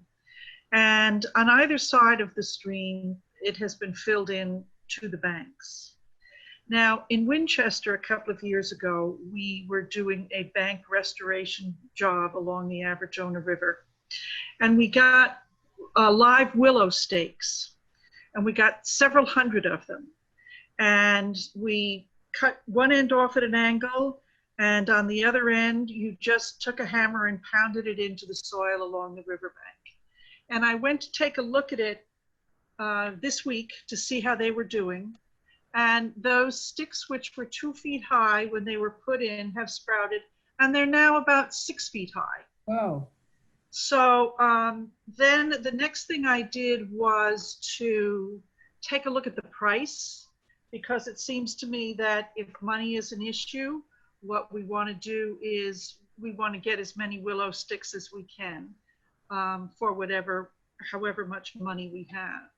And I'm looking at a website here, and they're talking about five of them, and it seems to be $1.75 each. So that's the cheapest I think you're going to find for anything. And I thought what we would do is you just push them into the soil, order as many as can be afforded, and place them next to the stream bank and let nature do the rest. And I think for the amount of money we have, that would be a good start. The next thing I thought we would do is get a wetland seed mix. Now, after the willow stakes go in, things get pricier, because if you want to restore the wetland, you have to restore the elevation. So I think we should start, at least get that stream shaded over. And then I think what would have to happen is, I can't see any other way out of it other than a surveyor or and then maybe a bobcat that can push some of that soil that's been placed on it off to the side of the property outside the wetland area and restore those elevations, and then seed them with a wetland mix. The wetland mix is also not particularly expensive. What is expensive there would be the price, the rental of the bobcat. Now, there's a property next door that looks to be of approximately the same elevation, goes down the same slope, has a base at the bottom of the slope. It might be possible that you might cut the surveyor and simply make sure visually that you're at the same elevation of the neighbor next door. And once you're at that elevation, you'll have enough water to restore hydric conditions. And that's where I'm kind of headed with this. I haven't been on the property yet. I haven't walked the backyard. I've stood nearby and looked and seen the property, but I haven't actually walked down to the stream or walked the backyard. So that was my thought. And before this went any further, I just thought that I would talk it over with you and see how you felt about the direction I'm going in. Elaine, I don't have any feeling for how big a project this is. To what extent is this disrupted? How much work are you talking? Well, it was forested and now it's open. There's a lot of work that needs to be done here. There it is. I just saw somebody pull it up. And hold on, my screen is collapsed. Holy mackerel. Yeah, You guys see this? it's a big problem. Now, you'll see that red truck there, there's the house. If you look all the way in the back, you'll see a dark area, and that's the stream. That's Is this the stream right here? Yes. Yeah, and I don't know what year this is. What year is this? Who put it up? Is this the 2019? It looks like it says 2020. 2020. Okay. So I had thought that the fill had gone a little bit further closer to the stream. But I think the first thing is to get that stream taken care of. What's going to happen with all this fill? Well, that's where the Bobcat comes in. I was hoping that I could get somebody else to go out there with me. Yeah, I definitely want to see this. Thank you. I would appreciate having your advice on this. This is my thought. This is the direction I'd like to head in. It seems to be the most likely to get a result, but I certainly would like to have somebody else out there with me to give me some advice and see if you agree. So Jim, I'd be really happy if you went out there as well. A couple of questions. How much soil was brought in? Mr. Yeah, I Bean? had 3 truckloads that were brought in of soil. The rest was grading that was done. I repaired a patio that was in the back of the house, and I put a excavation wall where the driveway is and did some grading to keep it away from the house. Problem is, when I received the enforcement order, you know, I've been out of work for 2 months during the pandemic, and I'm afraid that if it happens again, I'm going to lose my job. I'm not going to be able to come up with a mortgage. And you know, the car that I'm driving is a 2009 Subaru. It's 11 years old, and I'm afraid that if they shut us down again, that I'm not going to be able to make my mortgage payment. Did all this happen in 1 year? I bought the house in 2018, and I had the patio put on last year. Where's the patio? Yeah. It doesn't show it in this picture. Well, is it where the truck is? Where is the patio? Where the truck is, close, yeah, like between the truck and the house, there's a patio. That's what was being done. This is an old photo. Wow. And there was an excavation wall where the driveway, in between the driveway and the truck, that was put in. Are those, is that brown that looks like it's weaving in between the green? Is that dirt fill? No, that is not fill. No. What is the brown there versus Yeah. the green? That is, I don't know. I can't tell, but it doesn't look like this right now. What does it look like now?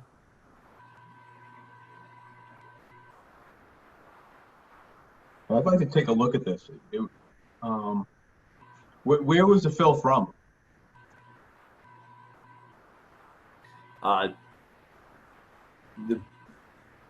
It was backfill for the excavation wall that I put in the driveway. So the stuff that you brought in, where did that come from? I guess it would have been dirt from somebody's front yard that was having a stone wall put on. Mm. It almost looks like there's pockets of water also where the brown changes color. Just to the right of that arrow. Is that water? Yeah, that area, is that water? No. No? Elaine, Yes? what is DEP's position with this? How did DEP get involved in this, and what are they saying they want done? It's Libby Sabunjan, and evidently DEP had received a call. I went out with Libby last winter. She said DEP would handle it. Some things came up. She got sick. I got a call then that came into the conservation office. So I talked to Libby to find out where DEP stood on it. And at the moment, she wants Conservation Commission to take care of it, although she wants some oversight. I requested that either she handle it or we handle it, but she wants us to handle it with some oversight from her, is what I'm getting back from Libby. Okay, So I said that I would see what I could do, and then I'll get back to Libby and see what she thinks. okay, so what was the overall intent with this project you've done here? What were you trying to accomplish? Restore the wetland area. No. What was the owner trying to accomplish with what he's done here? I had some poison ivy and that I cleared from the property. That was all poison ivy? Yeah, it had a pretty bad coyote problem too when I have a little dog, and couldn't really see what was going on behind the house before. Okay, well, I definitely want to look at this. I hope someone else will go too. I beg, the council's mercy, and when I bought the house, I asked if it was conservation land. They told me that it wasn't. I didn't know what I was doing was wrong at the time, and I want to rectify the situation. Anything I can do to help, and to help and do my part to rectify this situation, I want to do it. But I'm very scared that this is going to result in me losing my house and going bankrupt. Are you, did you do this work yourself, or did you hire it out? Yes, I did it myself. So you have the equipment to fix it? Yes, I used that red truck there that you see in the photo. That's my father's truck. Well, you need more than a truck to fix this. Chevy S10. How did you spread the dirt around? Right. When the patio was built, we did some excavation and pulled away some of the dirt to put down sand and gravel so that you'd have smooth surface to lay the patio pavers on. So some grading was done, and I think that's what you're looking at in this photo. Yeah, but you had trucks come in too. So how did you get, when the trucks dumped their loads, how did you spread that around the property? What piece of equipment did you use? A Bobcat. So do you own a Bobcat? No, I rented one from Sunbeam. Okay. So do you have any idea how many square feet of disturbed area we're talking about? I own the house has an acre of land. I don't know. I estimate this to be about half of it. The owner has how much land? How much land? An acre of land. This is about half of that. Half an acre? Yeah. All right. Okay. We have the 2015 aerial photos, so we can compare the two sets of photos. Okay. And how close are you to actually being on the stream? You can't see it from here, but the layout, it's there's Shady Ave and then there's Shady Terrace. Shady Terrace kind of goes towards my house. I'm probably about 20 feet from Shady Terrace. But where's the stream though? This looks like it right here. Is this it? Yes, sir. Show me where. Where's your pointer? Can you see it right in the middle here? No, we can't see It the point. continues on into the neighbor's property, and the neighbor's after that's property. Frank, your Oh. point disappeared. Oh, I Oh, was there it looking at the. There it is. This is it right here. Yeah, there's a stream. Where is it going to? Where's it coming from? It comes from 20 Shady Ave. It's into my property. So Frank, could you trace where the stream goes? We see it right there. Yeah, you know what? I'm trying to bring up here. This might be a little clearer. Okay, So I thought I saw it here, right? right. Does it come around this way? I believe so. Follow me. Is it an intermittent stream? Do you know if it's on a USGS map? I guess we can take a look. I think it continues along Shady Ave towards the end of Shady Ave, I think.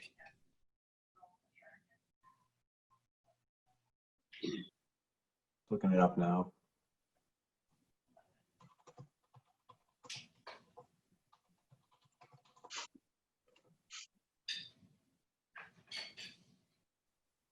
I think it kind of curves around slightly north.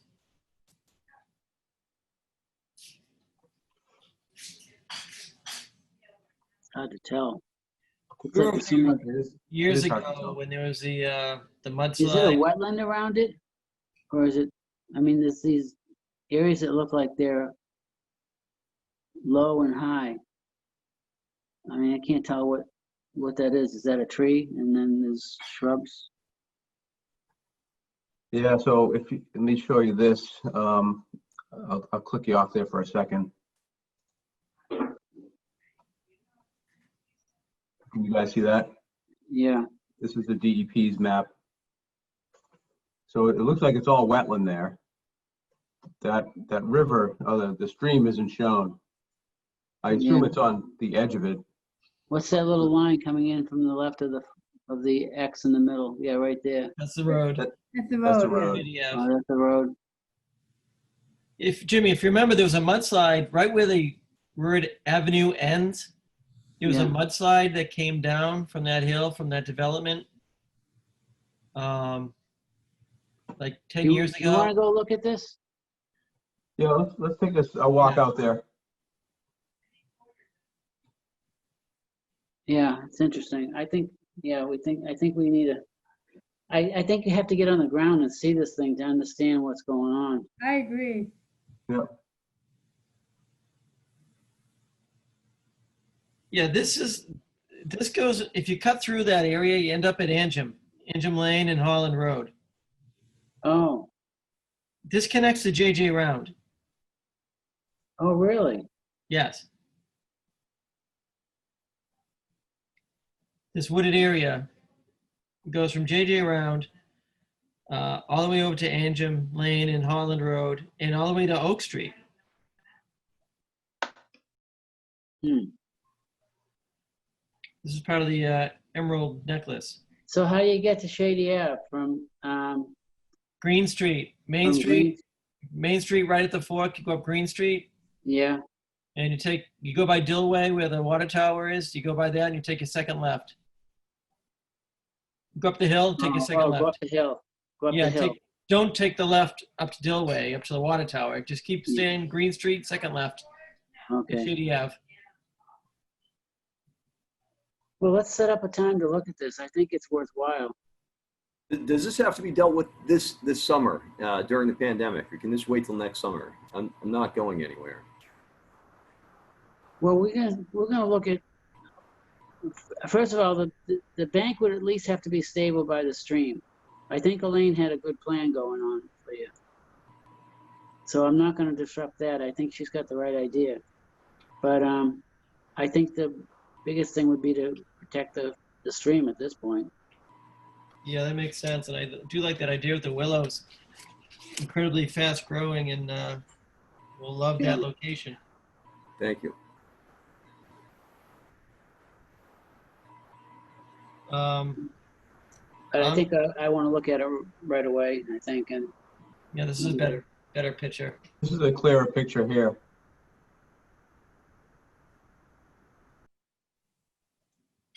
Yeah. How much would you say you changed the contour of the depth of fill around your, I don't know, house or wherever you got the fill? I mean, how much of a grade change are we talking here? I just pitched it so that the water runs away from the house. Mm. So you literally only brought in 3, maybe 10-wheeler loads of material, and then the rest is just you've been moving stuff around. Grading, yes. All right.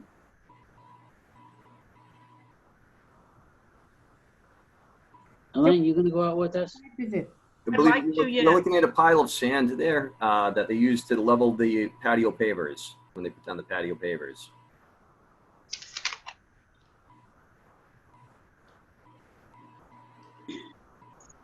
And those are rocks for the rock wall that was built in my driveway, the excavation wall for the driveway. Are those still there and the sand pile still there? No, now I have a patio and I have a driveway, Okay. which did not exist before. Okay. That was the work that was done, sir. Okay. All right, let's set up a time. All right. I'm going until Monday afternoon. I'm gone until next Saturday. I'm going away next week, so I won't be around next week. Next week. Is anybody available Thursday afternoon, or particularly Thursday afternoon next week? Yeah, I could be available. Yeah, I can do Thursday afternoon. Just All send, right. send me a reminder. All right, I get in at 2. Could we do it at 3? Yeah. Little early for me. I'd have to do it later for me. I can do later. What time? 4? 4:30. I can do 4:30, 5? 4:30? Okay.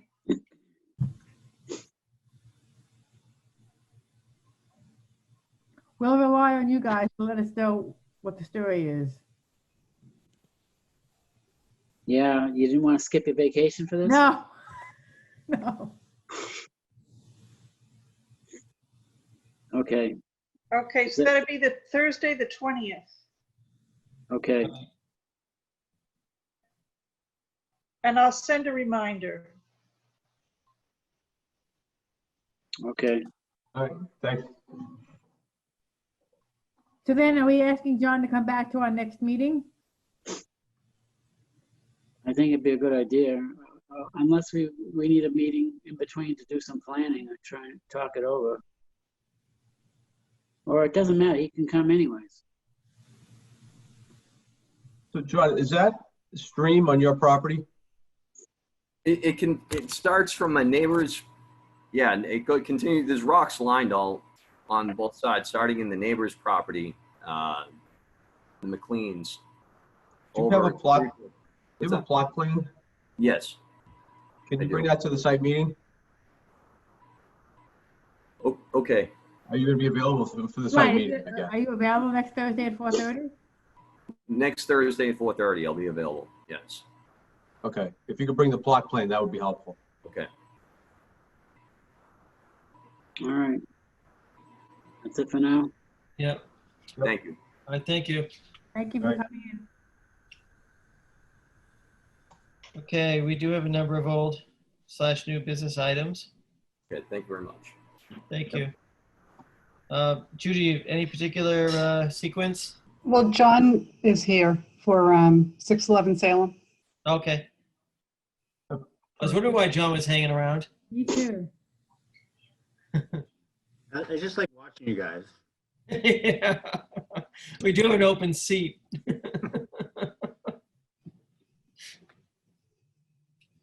All right, so 611 Salem Street. Oh, right, this is the driveway and the raising of the house and Yeah, correct. We'll be before the commission asking to make a determination of a minor modification. And at the last hearing, we talked about, we had submitted a sketch. It was pretty rough in terms of showing what the extent of he's ripping down the existing house and building over that footprint, but he was expanding it some. So we did a plan that better defines what the new structure will look like. right, we did get that package sent out to us. And I see you did increase the number of Caltech chambers. Yeah, due to the additional impervious area, we needed to add 3 additional chambers to the end of what was being proposed before to mitigate for that additional impervious area. I mean, this is kind of interesting, right? It's you wouldn't consider this a minor modification, but the impact really is negligible. Anybody have any comments or concerns? He added the Caltech chamber? Yes. Yeah. Yeah. How many did you add again, John? What's that? How many Caltechs again did you add? 3. Basically another row at the end. And that's going to handle the entire roof runoff? No, that's designed to store the runoff from the 25-year storm for the additional impervious area. Can you bring up that plan, John? Sure. Well, the 3 additional chambers to handle the additional impervious area. Correct. But the system is already designed to handle what was the prior entire roof runoff or a portion? I forget. No, it was designed to mitigate for the increased and impervious area prior, Okay. basically the proposed garage. Oh, all right, right. But we did add, I believe it also include some of the existing one-story wood house.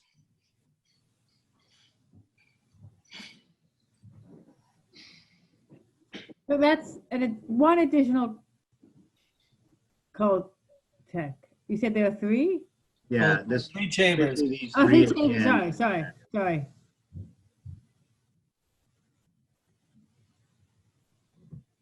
So you just enlarged the one that was there, right? What's that? The one that we had there just got bigger. Correct, yes. I just expanded the existing one. It's actually, he's already installed the 12 Caltech, so he would be adding on to what's already there now. And there's no concern with the groundwater being too high? Nope. I mean, obviously, that's why we were looking at strictly, storage, not taking any credit for, an infiltration rate. Okay. Just because, obviously the river is right there, so. Right.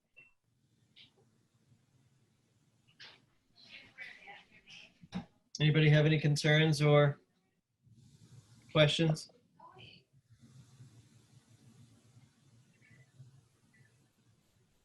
I'm good.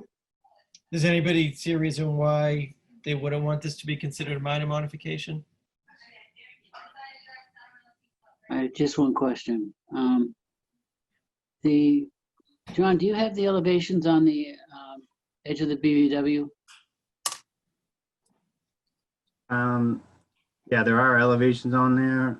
What contour is that running at? 65. It's around 65. And the chambers are at what 63 here. elevation? I mean, I can pull up the, No, but what elevation are the chambers at?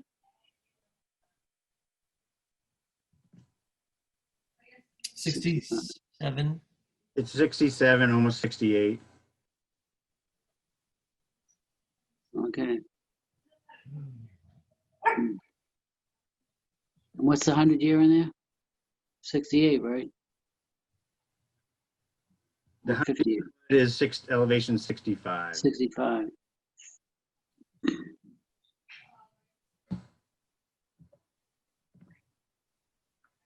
Okay, I don't see any problem with it.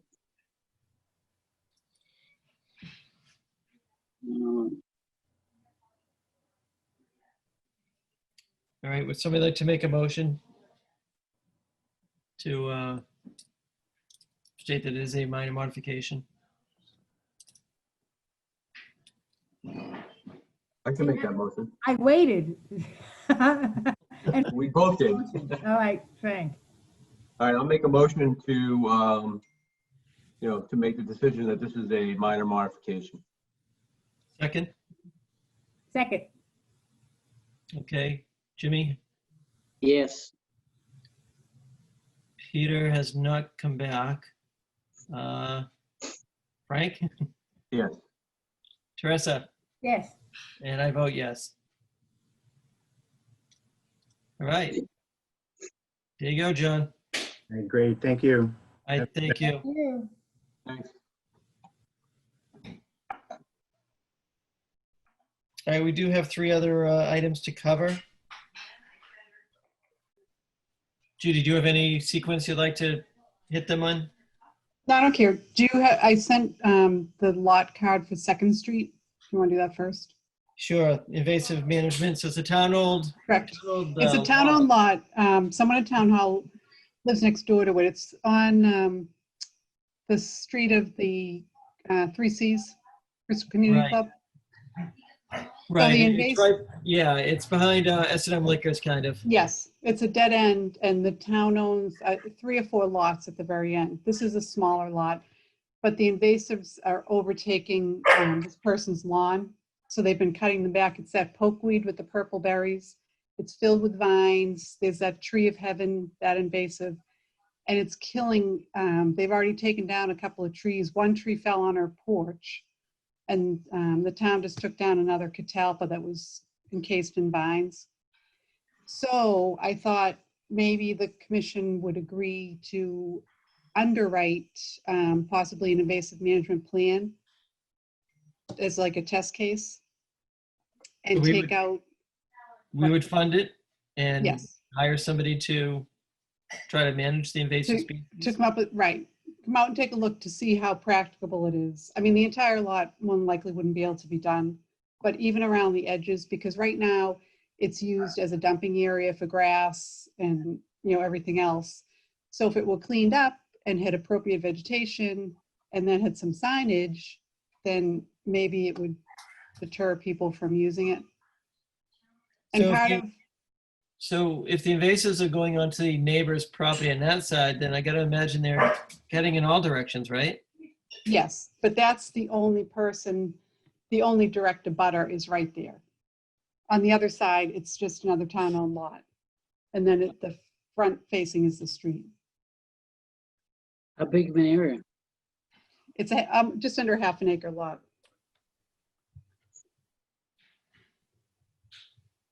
And part of the Healthy Soils Action Plan that they're about to implement is increasing the interest and the value on soils and especially wetlands, because there's such a high incidence of carbon uptake in wetlands. So what they're looking at as part of the Healthy Soils Action Plan is to add a 9th interest to the Wetlands Protection Act, which would focus on soils. And it would hopefully have some type of standard for like site clearing. So it's not just, the topsoil isn't just taken off, because it's losing all of its value when they scrape off the topsoil. So I think this would be a good start to that, showing what the value, that it's not just, it's looked at as just a wasteland. It's wet and you can't do anything with it. But if it's well vegetated, it brings more wildlife in that's appropriate, that's going to cut down on the invasive pests and the invasive weeds are gone. It would be a heightened awareness of the value of wet areas. And I think it's something that Environmental Sustainability Committee is working on too. So I think it would be a good tie-in, and it would be a good PR thing, I think, for conservation to take on. So the lot in question, is it across the street from this house or is it the end? It's across the street. Okay. It's right beside number 6, if you keep going around. Number 6 is right beyond there. Yeah, so this is the lot. Looking at the map, wait, did you just pull it up? Hold on. Oh, here we go, sorry. So this is the Crystal Community Club, So where's the town, where is the lot? right here. Right there, yep. The neighbor that we're talking about is to the right? Correct. So what happens is the invasives, especially right now, it's all that pokeweed. It flows over into our lawn. So the town has been going out with, they have some kind of lopping mower and just shearing it back, which is fine, but then it just, so you can see right there how, and there's some knotweed in there. Shearing it back just keeps making it regenerate. It keeps it out of our lawn, which I get. Between that and the invasive vines, it's just killing every tree, and it's just decreasing the function of that wetland tremendously. Okay. So if there could be some better vegetation and clearing that stuff up, it would function better, and it would give it would be nice for the neighborhood too. I mean, rather than looking at this. Judy, Can what we you're go look? proposing is that we authorize funds to do a management plan for this? Is that? Yes, yes. And I mean, I don't know what the price is. I would have to get prices. Yeah. Let's take a look at it and get some prices too then. Yeah. And then who? I'd like to see this too. This is kind of interesting. Is it swamp on the other side? Yeah, it is. You need boots? Well, if you're going to be walking way in there, I mean, you can stand right on the street and get an idea of You don't You really, just look at a property, if you go back to Preston, Right, on the right-hand side, the second house in, we, that house was doing work or something, and then yes. one after that, because this is the area we're talking about, like. Yeah, his yard backs up right to the lot, the town lot. Yep. Do we have to get permission to go contact someone to get over there? Is there No, someone it's a you've been town, talking it's a to? town, it's a town-owned lot. yeah, I right know, on but you- Second Ave. But you have to go through their yard to get to it, right? No, you don't. No, it's access from the street. Yeah, Oh, okay, it's a dead end. okay. I wouldn't be surprised if there's poison ivy in there based on the way it looked. Oh, probably. Yeah, there was some poison ivy. I mean, there was a lot of that creeping, I think it's called creeping Virginia. It's not, it doesn't cause a rash, but it's one of those that just crawls into the lawn, it wraps around the trees, like So everything. essentially where this car is parked on the left, that's the lot we're Yes. talking about. Yes. Okay, And the idea would be, we would authorize money for a management plan, and then the town would actually do the management? They could, You probably have to But- hire an outside company. yeah, the outside company would have to undertake the work, but I think something like having the same company or I don't think the town managing it would be, A good idea. I know, I'm just trying to understand, that's all. I understand, Judy. I think you should get a price right away, though. Get an well, idea. of the I mean, scope. no, but work like this couldn't be done really till the spring, when it's best when it's just starting to sprout, Yeah, when they can pull the stuff out. Now it's too late because you can cut it and it's just gonna regenerate. okay. All right. Well, We can get prices. Right, that's why I thought now, we could just get an idea and, Maybe we can take a look at that Thursday after Shady Ave. yeah. Make a note of that. I don't know, how's this built, like in the 50s? yes. It looks like it, yeah.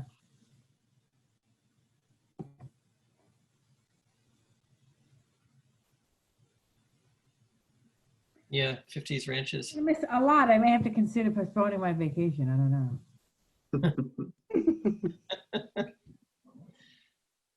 Yeah, a lot of excitement you might be missing, I Teresa. know. We went for months without any site visits, and then we have the one a couple of weeks ago. All right. Okay. All right, what's next? And next, right? So next is what, Lake Committee update or Edgewater Drive landscaping? Edgewater's continued. Okay. So the Lake Quantapowhat Committee update. Yeah. So that's me. So on July 16th, they're calling themselves the Clean Lake Committee now. And so what they've done is they're evaluating outfalls and have developed a plan for 10 new outfalls on Main Street. They submitted it for a state grant. I'm sorry, what's an outfall? That's the end of a pipe where stormwater goes from the pipe into the water. Gotcha, sorry. And so they've submitted the information for a grant and with associated sidewalk work. They expect to hear back sometime in August to see if they've gotten the grant. And I've been trying to track down Bill Renault, but I haven't been able to find him yet. But they've put in for the grant. I don't know if the grant has been distributed yet. But that's the direction they're going. They are looking to put a lot of money into stormwater system upgrades. That's where the money is with the state. So if you want to clean up Lake Quantapowhat, that's a good way to go at the moment, because that's where the state is doing the funding. And that makes sense. I mean, that's kind of where it needs to start. Prevent the stuff from getting into the lake in the first place. Yeah, exactly. Turn off that faucet, Yeah, and then you So can that's- attack the existing conditions in the lake. yeah. So that's where they're headed. And Bill said that the Gertrude Spaulding project is almost complete. It is complete. It is complete. Oh yeah, no. It looks great. I was worried about what it was going to look like, but it looks wonderful. So the next thing is they're looking at the various different bylaws in town. The stormwater bylaw, zoning, subdivision regulations, and they're trying to go through all of them and have a uniform requirement for stormwater regulation, and one that will also focus on phosphorus and nitrogen removal for new projects. So they want to go through it and present something for the fall town meeting. And let's see what else. And they're looking for on the committee. What? Who's on the committee? Let's see. I tell you, the chair and the real driver on this is Bill Renaud. I'm on it. Rob Darnell is on it. Ken. And other people, forgive me. Ken is on it. Ken Elipidis. Okay. Yeah. Okay. Yep. And I don't know the other people. Forgive me. I just don't know them. It's okay.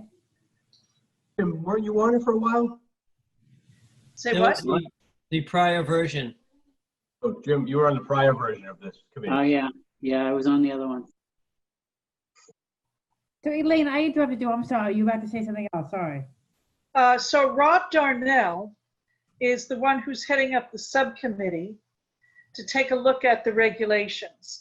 And they're also looking at an overlay district, similar to for the Lake Quannapowitt watershed, which would specifically focus on phosphorus and nitrogen removal. The state wants us to cut our phosphorus and nitrogen daily loads into our waterways. So all of that should go before fall town meeting, evidently. Wow. So yeah, hang on, Elaine. So how would phosphorus even be getting in now? Because it's not even used.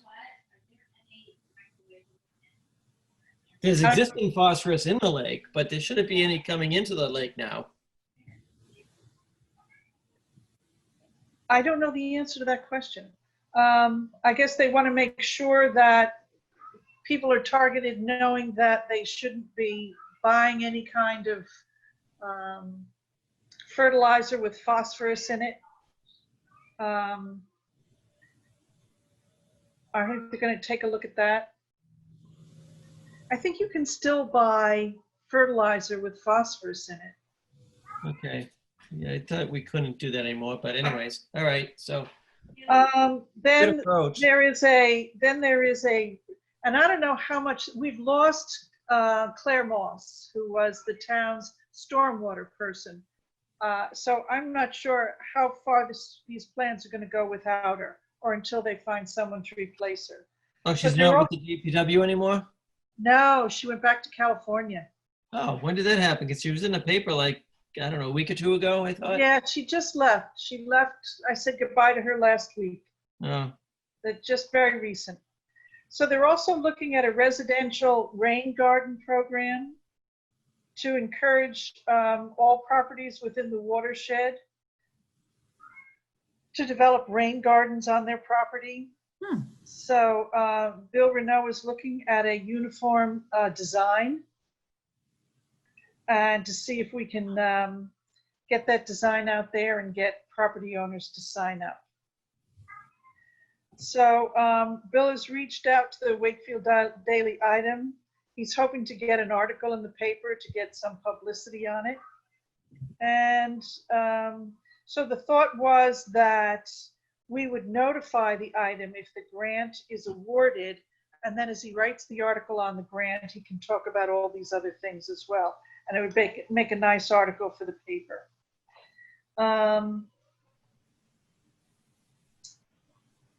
And that's about it. So that's the latest update from the last meeting in July, and there'll be another one sometime in September. That sounds great. Yeah, there's a real progress being made, I think. So Elaine, did you say we have grant money for the No, stormwater management? apply They for applied for it. They applied for it, but Okay. we don't know if the grant has been, if we've gotten, if we'll be a recipient of the grant. Okay. Well, thank you, Elaine, You're welcome. for being Yeah. at the committee and reporting. It's very, very interesting to hear, and incredible progress, I think. Yeah, it is a lot of progress. I think the real change is that the state is interested in giving away money Right. for stormwater management. Right, that's great. That is big, yeah. Yeah, it is, and it makes sense. I mean, that is the source of the pollutants entering the lake. Yeah, yep. Excellent. Is- Anything else? Yeah, is that it? I don't have anything else.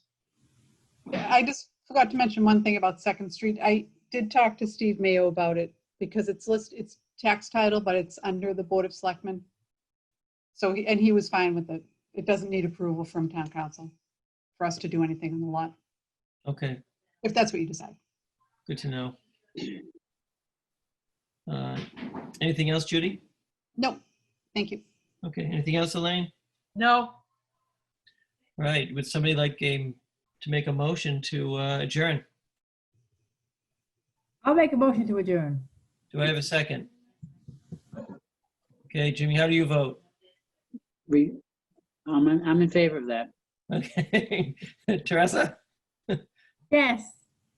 Frank? Yes. Okay, I also vote to adjourn, so meeting adjourned. So I'll Right. see you all at our next meeting.